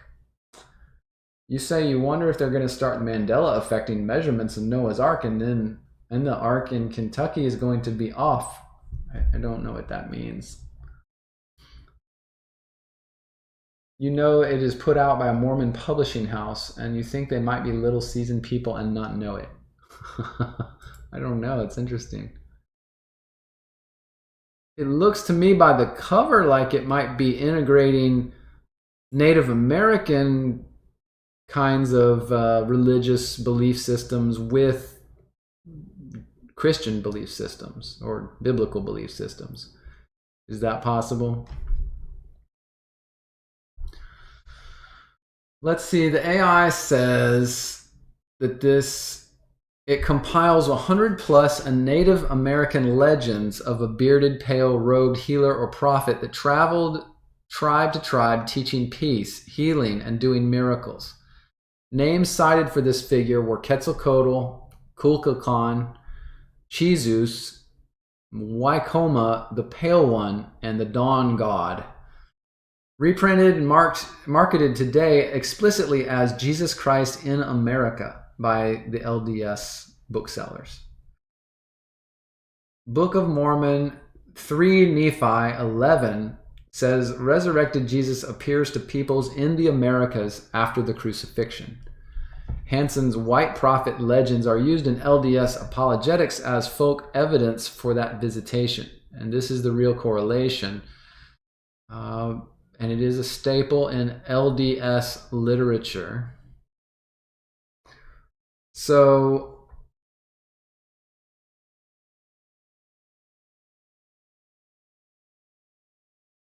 the AI response says that it does not detect a direct tie between the little season in Revelation 20 and Hanson's book necessarily, but that doesn't mean it doesn't exist. But AI is a lot faster than me, but it's not perfect either. Then as far as the Amish, it mentions here the Amish or the Anabaptists, founded in 1693 by Jacob Ammon.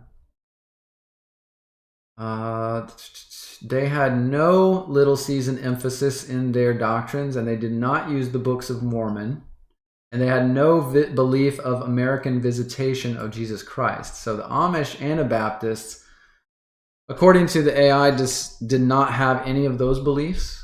And so the overlap with Mormons here in this answer says it is sociological, but not theological. They are distinct American groups that are separatist, blah, blah, blah, but they do not share any of these doctrines. So I don't know that the Amish or Anabaptists are going to be good connective tissue with the Mormons, and I don't know that either one has a specific little season belief that I can tell. I mean, do you guys have any ideas on that? Chrissy, you said the Mormons are focused on finding proof for the Americas being a continuance of Jesus' ministry, expanding to the other countries. Yeah, it helps their religious evangelism, right? To be able to say, well, yeah, we Mormons here in Utah, we're settled here, and it's because Jesus walked these lands, right? And we have the proof in our books. So join us because we understand these things that no other Christian group understands. So yeah, it definitely helps their evangelism, their propaganda, so to speak. But I don't know that it's hard to tie all these things together, Patriot. You said your cousin is a Mormon and she dabbles in voodoo. Well, that's an interesting combo. That's like the value meal of religious. Would you like voodoo with that? You go through the drive-thru. I'd like the LDS combo, please. Would you like some voodoo with that? Yes, I would, please. And some ketchup in the bag. Thank you.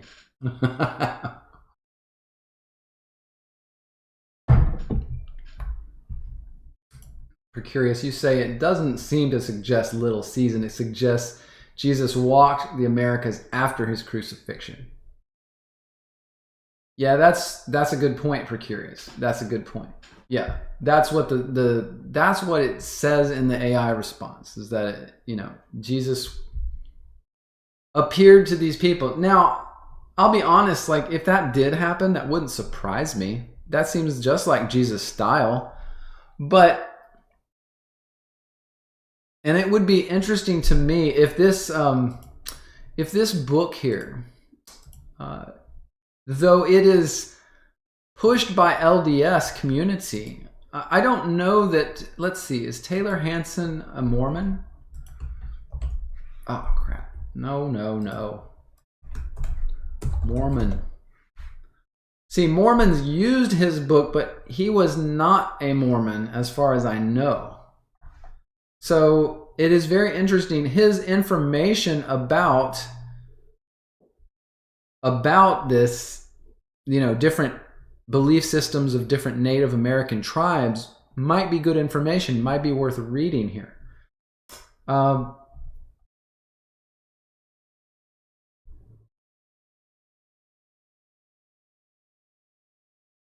Now, this is interesting.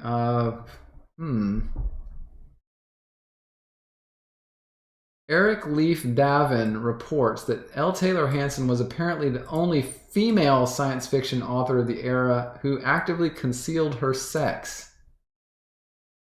So you have a person in that time period, the early 1900s, that was saying that L. Taylor Hanson was a woman masquerading as a man, and that the subterfuge was extensive. On illustration of a young man, purportedly Hanson, appeared with Hanson's fifth story, City on the Cloud.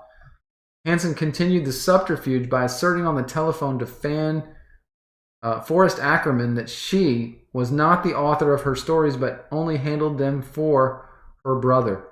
Is L. Taylor Hanson a woman? It is. L. Taylor Hanson was a woman who used a male writing persona for the early part of her career. Wow, that's a twist, isn't it? That's a twist. L. Taylor Hanson is a woman. I'm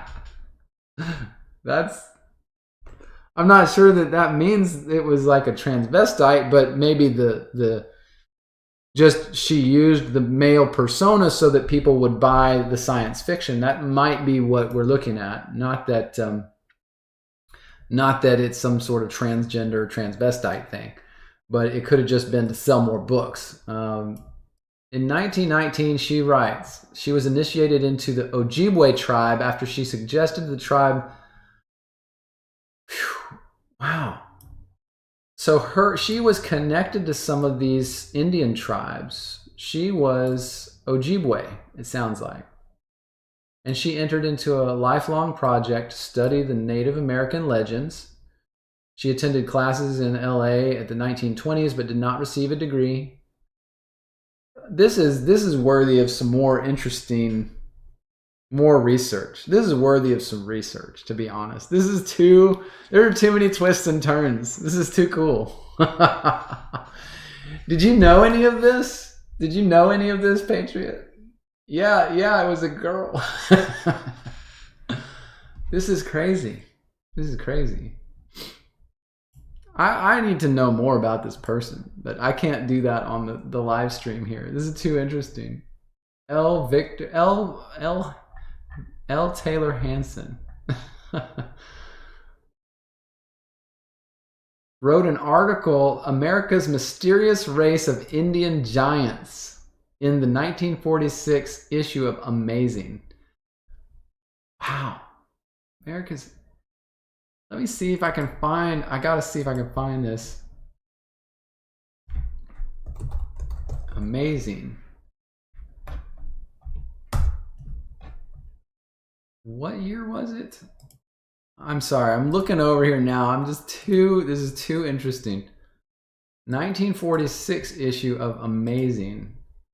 So let's scope this to 1946 abouts.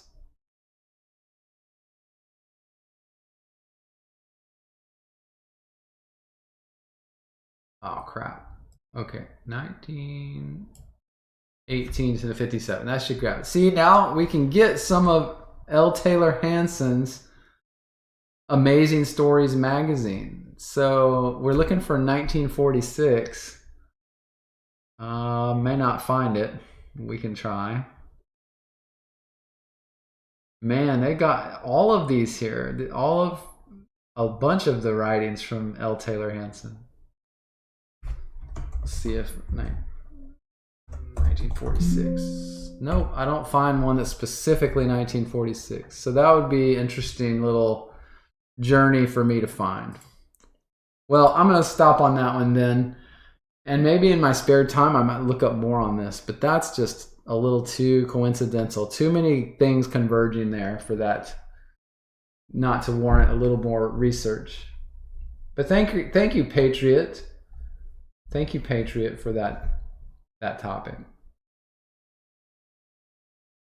All right. Well, let's see here. Let's see. What else? Let's see. What time is it? What else we got? We got this one here. And I think we may end with this one today.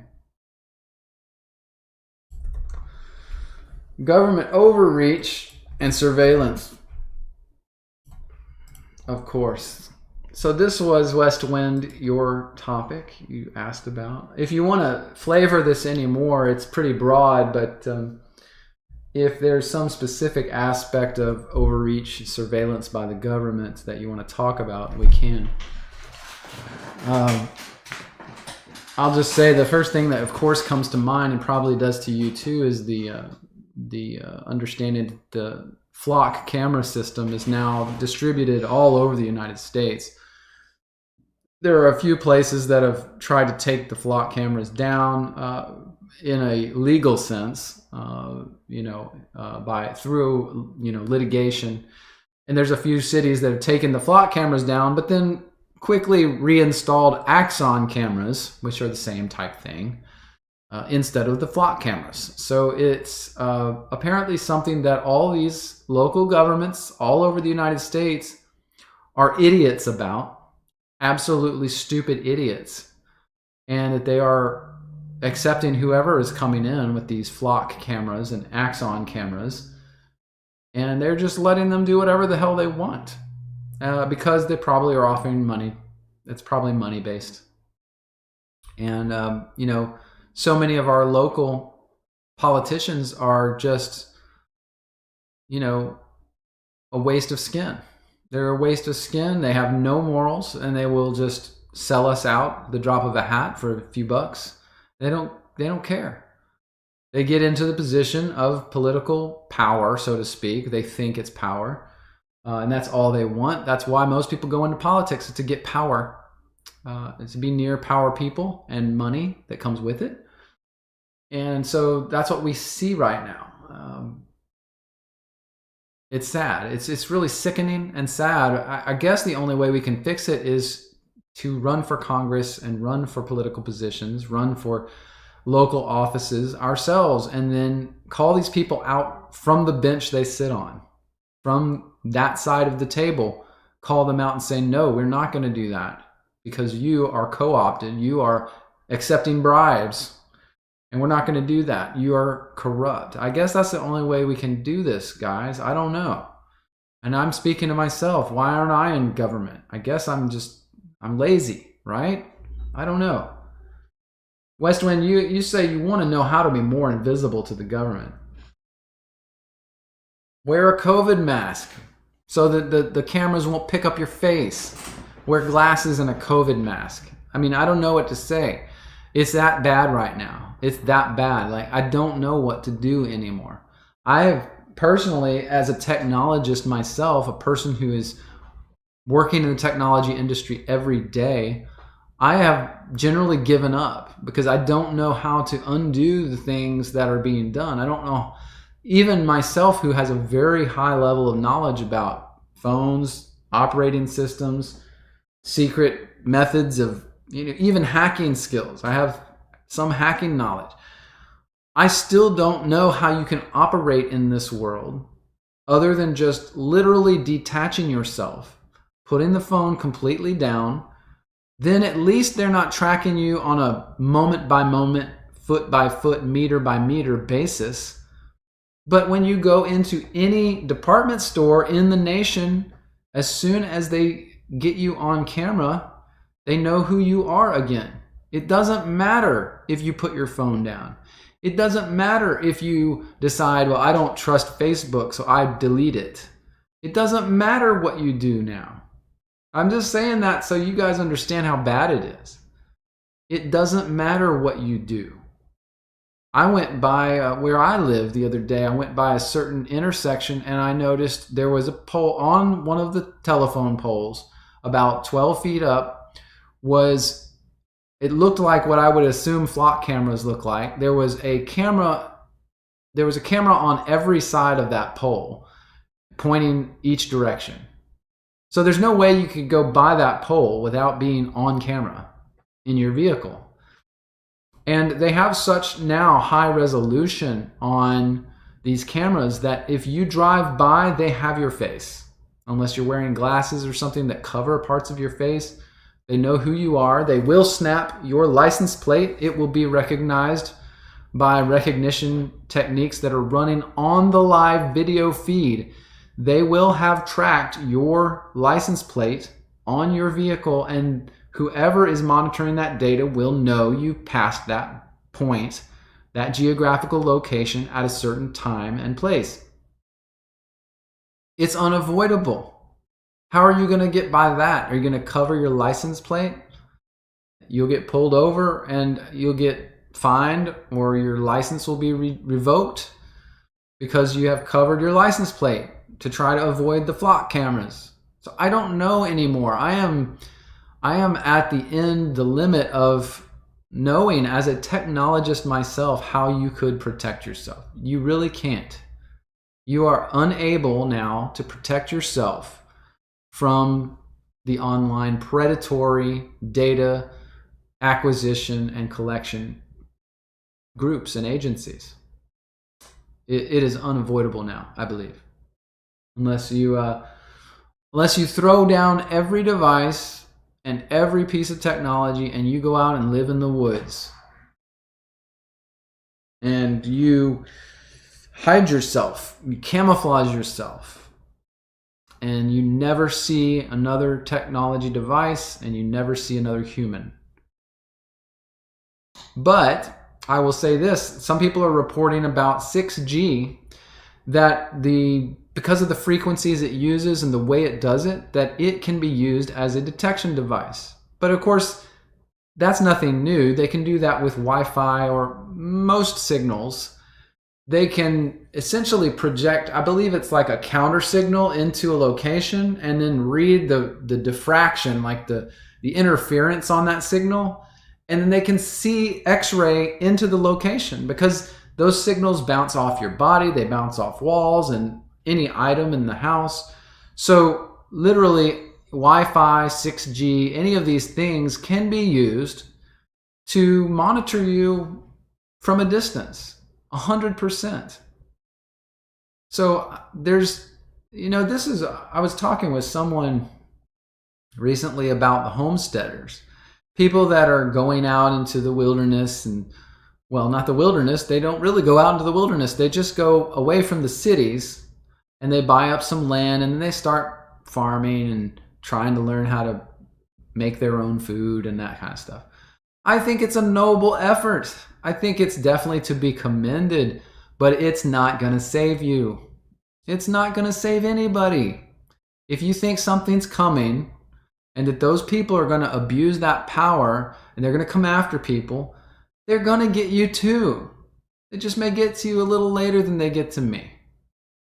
I mean, there's no way to get away from it. There's just no way. And I don't want to be the bearer of bad news. I don't want to be the naysayer, the doomer. I'm not the doomer because I'm actually a very positive person. I have a very positive outlook for where the world is going to end up, or at least particularly where our country is going to end up in the next 6 months to a year as you start to see things unfold. However, in terms of surveillance, you are going to be surveilled, period. You can't get away from it. If I drive way down the road and I go to the beach, I will have to park my car if I just want to go to the beach. Well, the reality is that I can't even get to a beach parking unless I pay money that when I pay that money, I use a code on a sign, I go to a website, I put in my car tag number, and it ties all of that together. They know my location, they know my car, they can run my plate and know everything about me and where I live. There is no avoiding this stuff. There's no avoiding it. So I just don't think that it's worth worrying about. That's, I guess, the point of all this. You can worry yourself to death over it, or you can just forget about it because you cannot do a single thing about it. You are not in a position to undo what has been done. Neither am I.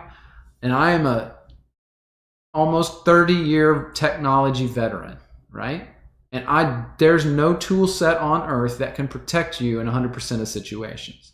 There is no tool set technology-wise, period, that can keep your identity, your location, your information private 100% of the time. Just can't happen. So, I don't know. What are you guys saying? Yeah, you guys talking a lot about politicians and how their term limits are not adhered to, and they just never go away. These evil, corrupt politicians. It's too easy to corrupt them, I guess. Chrissy, you say if you use a smartphone, you have Google apps on it, any Google apps on it, you're automatically under constant surveillance. Yep. But Chrissy, I mean, honestly, the second you have the phone in your hand, the phone company has the data, every bit of data on what tower you're hitting, even if you have location turned off. So they know within a pretty good triangulation distance, 25 meters or so, they know your location, whether you've got a Google app or not on your phone. Second, you turn a phone on and it connects to a tower. And it's usually hitting multiple towers. That's how they can triangulate your position up to about 20 feet or so. So it's, yeah, I mean, so West Wind, you're mentioning Faraday cages, airplane mode, cache, older cars, better routers, wearing large dark glasses, wide brim hat. You can make it more difficult. You can make it more difficult, West Wind, but to what end? Like what are you preventing by doing all of that every time you go out? What are you preventing? Are you preventing them? They already have your data. They already know who you are. They already know where you are. What are you preventing? I don't know. See, that's what I don't even know anymore. It's so blurry. There's so much. It used to be where I would like avoid going to Walmart because when you check out, they have a video camera of your face while you're checking out, right? They have a video camera on your face. And I used to go in there and I would like cover it up as I was checking out. Then they started making it where if you checked out that way, it would not let you check out until you uncovered the camera. I noticed that after a while. And then I realized that they have those cameras all over the store too, where even if you don't check out, they have high-res cameras scanning your face every time you walk through an aisle. And in fact, other stores have that too. And they just don't tell you. It's not as obvious as it is at Walmart. But I'm just saying, it's like, so West Wind, you're saying you just want to make it more difficult. Well, I mean, do it. Fight the fight. You can do it. Fight the fight if you want to. I'm tired now. I'm really tired. Like, I don't know how to fight the fight anymore. I've decided that I know because of my background, I know what data they've got on me. They got everything. They got everything. You know, I essentially started the Bible Scribe channel being very cautious about what I said and what I exposed online. But I know because I'm introspective, I'm analytical, I'm thoughtful. Based on words that I have said, based on clothes that I have worn, based on things that are written on the mugs that I have in my house, that are on certain videos, If I was a secret agent and I was tasked with following David on the Bible Scribe channel and figuring out everything about him, I could know from things that I have said in the past by pulling all the transcripts of my videos and watching and looking for certain cues. I could know exactly within probably a 10-mile radius, I could know where he lives based on things that are on my channel. Not things they tracked in the data, just things that I have let go because, it's almost impossible to be 100% careful with everything that you say and do. But, like I said, even if someone caught me with a certain mug, they might have caught me on camera with one of my mugs that has the place that my wife and I had our honeymoon. Then they would know, we've got more information about who David is. There have been shirts that I've worn that have shown places that I frequent. So if they were watching, they would know. It even is beyond just like, oh, they recorded my face. I'm sure they know they can use my videos and have voice detection on me 100%. Anywhere I go, there's voice detection that would work on my voice because I'm all over the internet. My face too. As soon as I walk into a Walmart, they're like, Bible Scribe just hit Walmart in this location. If they wanted to use the heart attack gun on me, they could have already done it, right? I mean, there's nothing that's secret anymore. There's nothing that's secret. Nothing.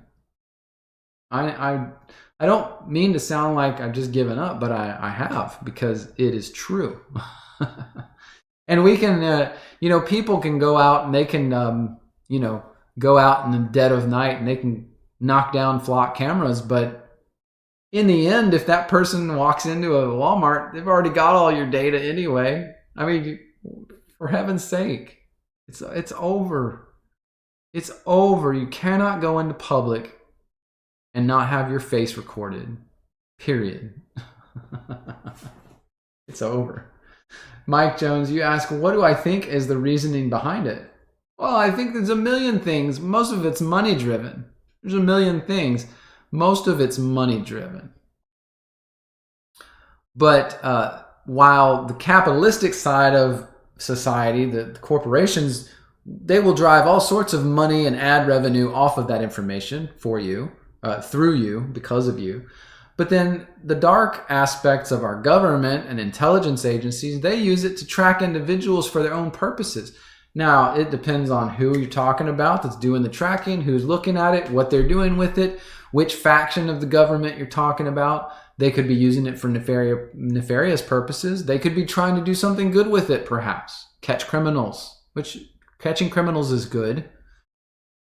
But we have no way of knowing, and it's way outside. It's way outside our ability to affect anymore. That's the problem in America, is our government is out of control with no accountability whatsoever. The last vestige of hope that we as American people had was the vote. And we have been voting our asses off for the last 3 elections to try to prove what we want in this country.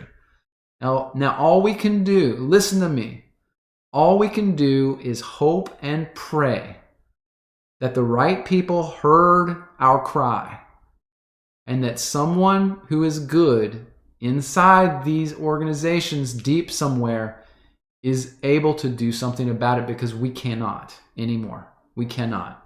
We have made our voices heard.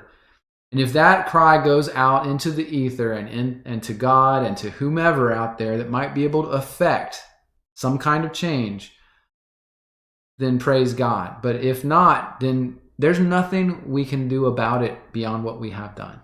Nothing we can do. Well, Chrissy, I mean, obviously elections aren't secure. I mean, that's obvious because we don't have to show any identification to do it. I mean, that's obvious. They never have been in my lifetime. I mean, of course they're not. West Wind, you say, I can't possibly be serious about voting. Yes, I can, because in voting, you show your intent. You make public your intent by voting. Whether it's corrupt or not on the back end is irrelevant. But do you understand me that in the act of voting, you are making your public intent known to whomever is seeing it? So when we have factions within our government fighting against each other, you can hope and pray that some of the good guys saw it and understand the intent of the American people, because it was quite obvious for the last 3 elections what the intent of the American people was. And everyone knows they're rigged, West Wind. Everyone. Even the Democrats know they're rigged. They get off on it because they're bastards. They get off on it. They're like, yeah, we'll rig every election as long as we get our transgender freedom and our, abortions on tap and even killing young children. If we get all that, we Democrats will be happy. Man,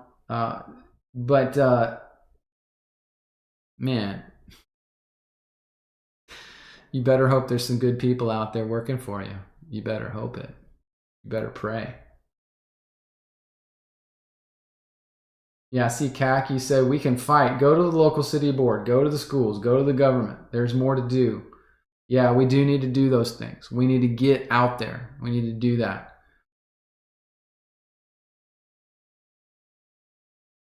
For curious, you say voting's a scam. Well, what I'm saying is that if you don't make your intent known, then nobody knows your intent.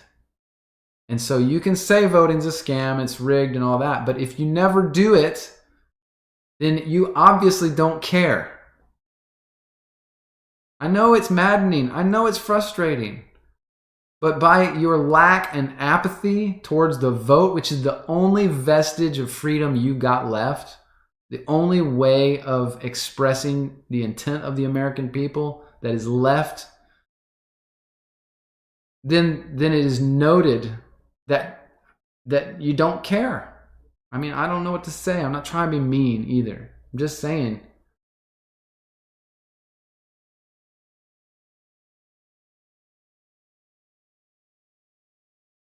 What else we got here? What are you saying? Trey, you ask about the Noahide laws. I have a whole video on the Noahide laws. I have a whole video on it. I'll ask you to just go look at the video. CCAC, yeah, I agree with what you're saying, CCAC, and I wish I was more involved. I need to be more involved with local government. You say, go to your local government that you live with and fight. I agree. I think that's what we need to do. Heather, you asked me about the Fauci drama going on. My take is that no matter what you think about anyone in government or in power, right now, Fauci is being brought out into the open. It's obvious from what's going on social media. It is not organic, meaning that what I see on social media is bots posting ad infinitum about Fauci's lies and his deception. So, like I mentioned, factions of the government fighting one another, factions even of foreign governments fighting one another. Some of those bot farms are by these government entities. And right now, there's a huge bot farm that's pushing the lies of Fauci and the deception of Fauci during COVID. So I will leave it up to you to decide what that means. That there are bot farms out there literally posting every moment about that Fauci was lying about everything to do with COVID. And he's being brought out into public to talk about it and made look like a fool. Because he is being made look like a fool right now.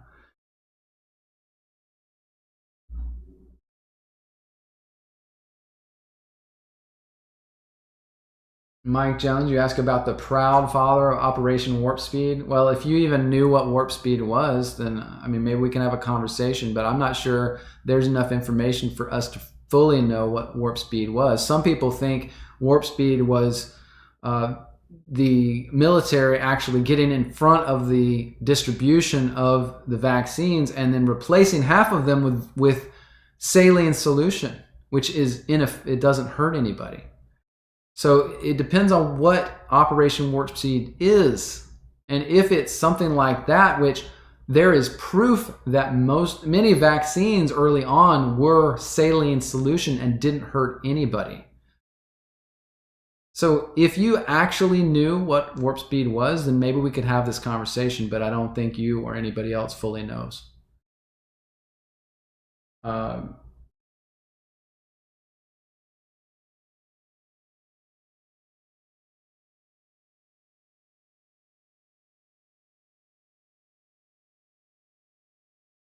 Yeah, see, CAC, you say fight in your town and city. If we all did this, the country would be better. Yeah, that's true.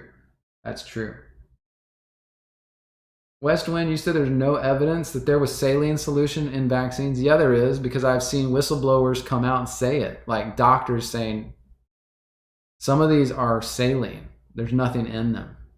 Like, I've seen that before. I couldn't refer you to the specific videos, but I've seen it.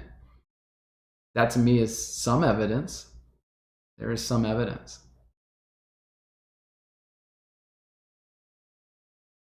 Yeah, you want to talk about everyone wants to pin warp speed on the president. However, you also fail to mention that he pushed ivermectin and hydroxychloroquine. That's one of the first things he said to the public, was how effective they were. And then he was quickly taken off that message, right? But, you know, you guys fail to mention that before anybody else, he was out there saying hydroxychloroquine. It's because he said that anyone even knew about hydroxychloroquine and ivermectin. It was before frontline doctors came out. Do you remember that? Does anybody remember that? I don't know. No, I know, Mike. There were occasions when it sounded like he was like, if you want to take the jab, you take the jab. You do it. You're right. But you're gonna, well, I think you'll see what happens. We'll see what happens. Yeah, well, you guys will see what happens. I don't have to defend anybody. I don't have to defend anybody.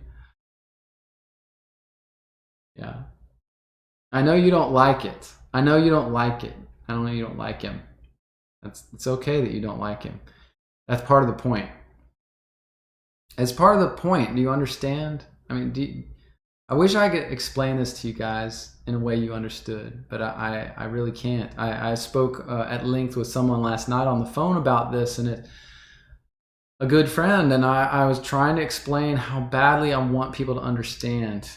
How badly I want you to understand this. There's a reason you don't like him. There's a reason, and it's part of the whole movie that we are a part of. It's part of it. It's intended that many of the people will go against those things and will be angry and upset. And it's because you're being driven, I'm being driven. There are multiple psyops on every side of this coin, and it's all going on. And I mean, I wish I could explain it in a way that, you know, people would understand, but, you know, you're either if you're on one side or the other, you're probably not on the right side. If you're on one side or the other, you're probably mistaken. You're probably being driven.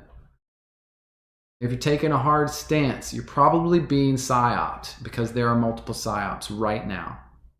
It's all happening right now. So I just, it's in my heart to help through this time, to help people. I really want to. That's what I want. And I feel like I have a clear vision, a clear picture. That's why I have such a very positive outlook, because I feel like I see puzzle pieces moving and I'm watching it happen in front of us. But I can't help those who are locked into a view, locked into a position. If you're locked in and you're not open to the multi-level conflict that we are in the midst of. And by the way, we are the pawns. Do you remember when we were talking a minute ago about the security stuff and protecting your identity, and you guys are concerned, like, what can I do? I'm gonna hide my face, or I put my phone in the car and don't take it into places, or don't take it with me, or turn it off. It doesn't matter. You see, you're the pawn. We are all the pawns. We are not the target in this conflict, other than our minds. And that's why when you are taken down a position to one extreme position or this extreme position, I mean, simply the I hate Israel position. If you're in the extreme position, you are controlled. Period. If you are in the I hate Trump camp, then you have been legitimately psyoped, and you are in control of some narrative. If you are I love lesbianism and LGBTQ, I love LGBTQ people, then you have been psyoped because you have taken the extreme position, and you are controllable now. That's how it works. That's how it works. They can make you defend a position, then they win. That's when their psyop works, and then they move on to the next psyop, right? The problem is that both sides, and I'd say both, but there's multiple sides using psyops. China, Israel, the American government, the deep state, the military.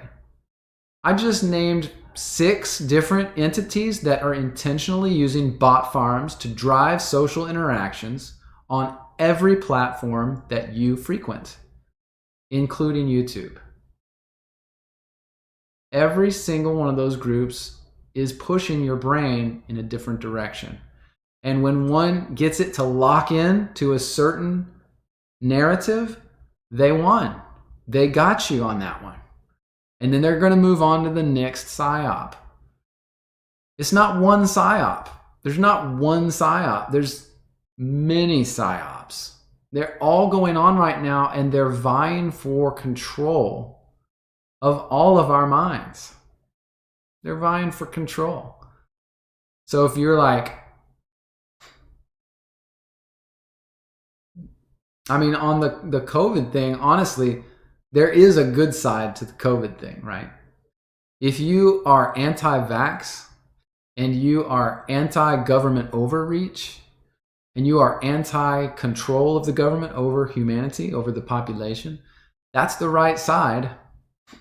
You're on the right side there, because none of the psyops are driving you there except one. And that one that's driving you towards Anthony Fauci being exposed and the evils of COVID, that group behind that psyop is a good group, trying to push you towards a place where you will understand what has happened during COVID. Now, most of you guys on this channel, you understand what happened at COVID. I mean, that's why you're here on YouTube. That's why you're looking at people like me. You're talking to me. We are asking the questions. We had people in our families die from the vaccinations. Hopefully not many of you took them. But, most of us here, we're not the target, most of us. But we got to be careful still to not be swept up in the different psyops going on, swept up by them. But, you just have to ask yourself, when you see something moving in a positive direction, and right now I think the exposure of Fauci is a positive direction. Why would they be doing that? Why would any group want to expose Fauci at this point? Maybe to wake up the American people, not you and me, but the ones who jabbed themselves and jabbed their grandparents and jabbed their parents, and then wouldn't, go into the medical hospital rooms when their grandparents were dying in ventilators.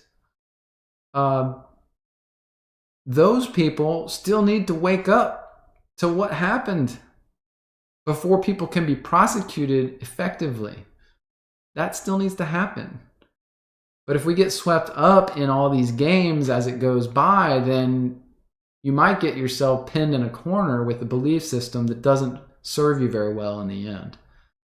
So, Westwind, you didn't cause a kerfuffle. I mean, this is stuff that's on my mind night and day. I was telling the person I was talking to yesterday, I was telling them, this is on my heart all the time. But I feel unable to talk to you guys sometimes because everyone gets so upset. And then you say things like, I caused a kerfuffle. Well, it's fine. It's fine. You just have to understand, I'm not going to agree with these extreme positions that are driven by psyops from different groups. I'm not going to. I know what's right and wrong. I know Fauci was wrong. I know COVID was wrong, was false, and I know the vaccinations are wrong. And that doesn't depend on any one person or anyone. That's just a fact, right? It's a fact. I know that identification of voters before they vote is right. It is what this country needs. You don't have to care about who's pushing what. You need to separate yourself from the psyops, and you know what is right. You know it's correct to have voter identification. You know that it's correct. So fight for it. Talk about it. Why do you care who's pushing what at any given moment? Of course Trump's part of psyops. Of course he is. He's the steward of this country into bankruptcy. He is a mastermind at helping bankrupt businesses. And America is a bankrupt business. So don't get caught up in what he says, where he moves today, or what he says tomorrow. I'm sure it's going to rile you up. You know, he is the leader that we deserve, not the one that we want. He's the one we deserve. Because we have allowed this all to go on, just like CCAC is saying in the chat. CCAC, you keep saying it. We are not involved in our local politics. So, this is the outcome. Our country is so overrun with criminality that the only way to catch all the snakes is to unleash a master of snakes. So, everything is a psyop right now, and unless you understand what the truth is and let it all wash by you, then you're going to keep having arguments and kerfuffles with me all the time. Kerfuffles. It doesn't matter in the end. It doesn't matter. It doesn't matter what this person says or that person says in the end. So.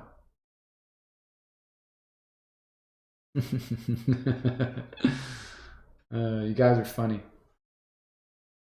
Thanks, Rick. I appreciate that, bro. Thank you. See, CAC, I appreciate you. I appreciate you fighting that good fight. And I think we do need to do exactly what you say. We start more local. It ends with our federal vote, right? It should end with the presidential vote. But most people, it starts and ends with the presidential vote. That's their whole involvement in politics. But the fact is, if we have politics, if we have a nation that's worth keeping good, then we have to have involvement there. We have to have involvement. I'll tell you, even recently going into, oh my gosh, I recently have been in, of course, the motor vehicles offices for tags and licenses because I just moved, and then I've also been in the Social Security office here. Even in a small town, these offices suck, and the people are ugly. Like, I don't understand why government.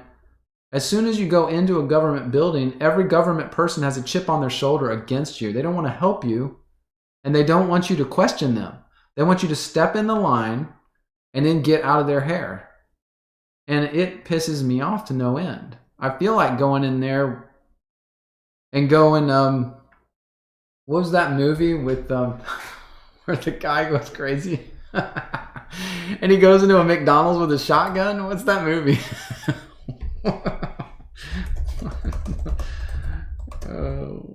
Wait, is it Kirk Douglas?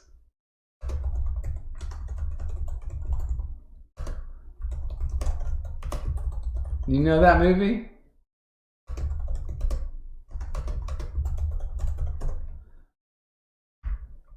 What's that movie? Falling Down. That's the movie with Michael Douglas. Yeah, and he goes into he loses it because, like you guys said, he loses it and he just goes off.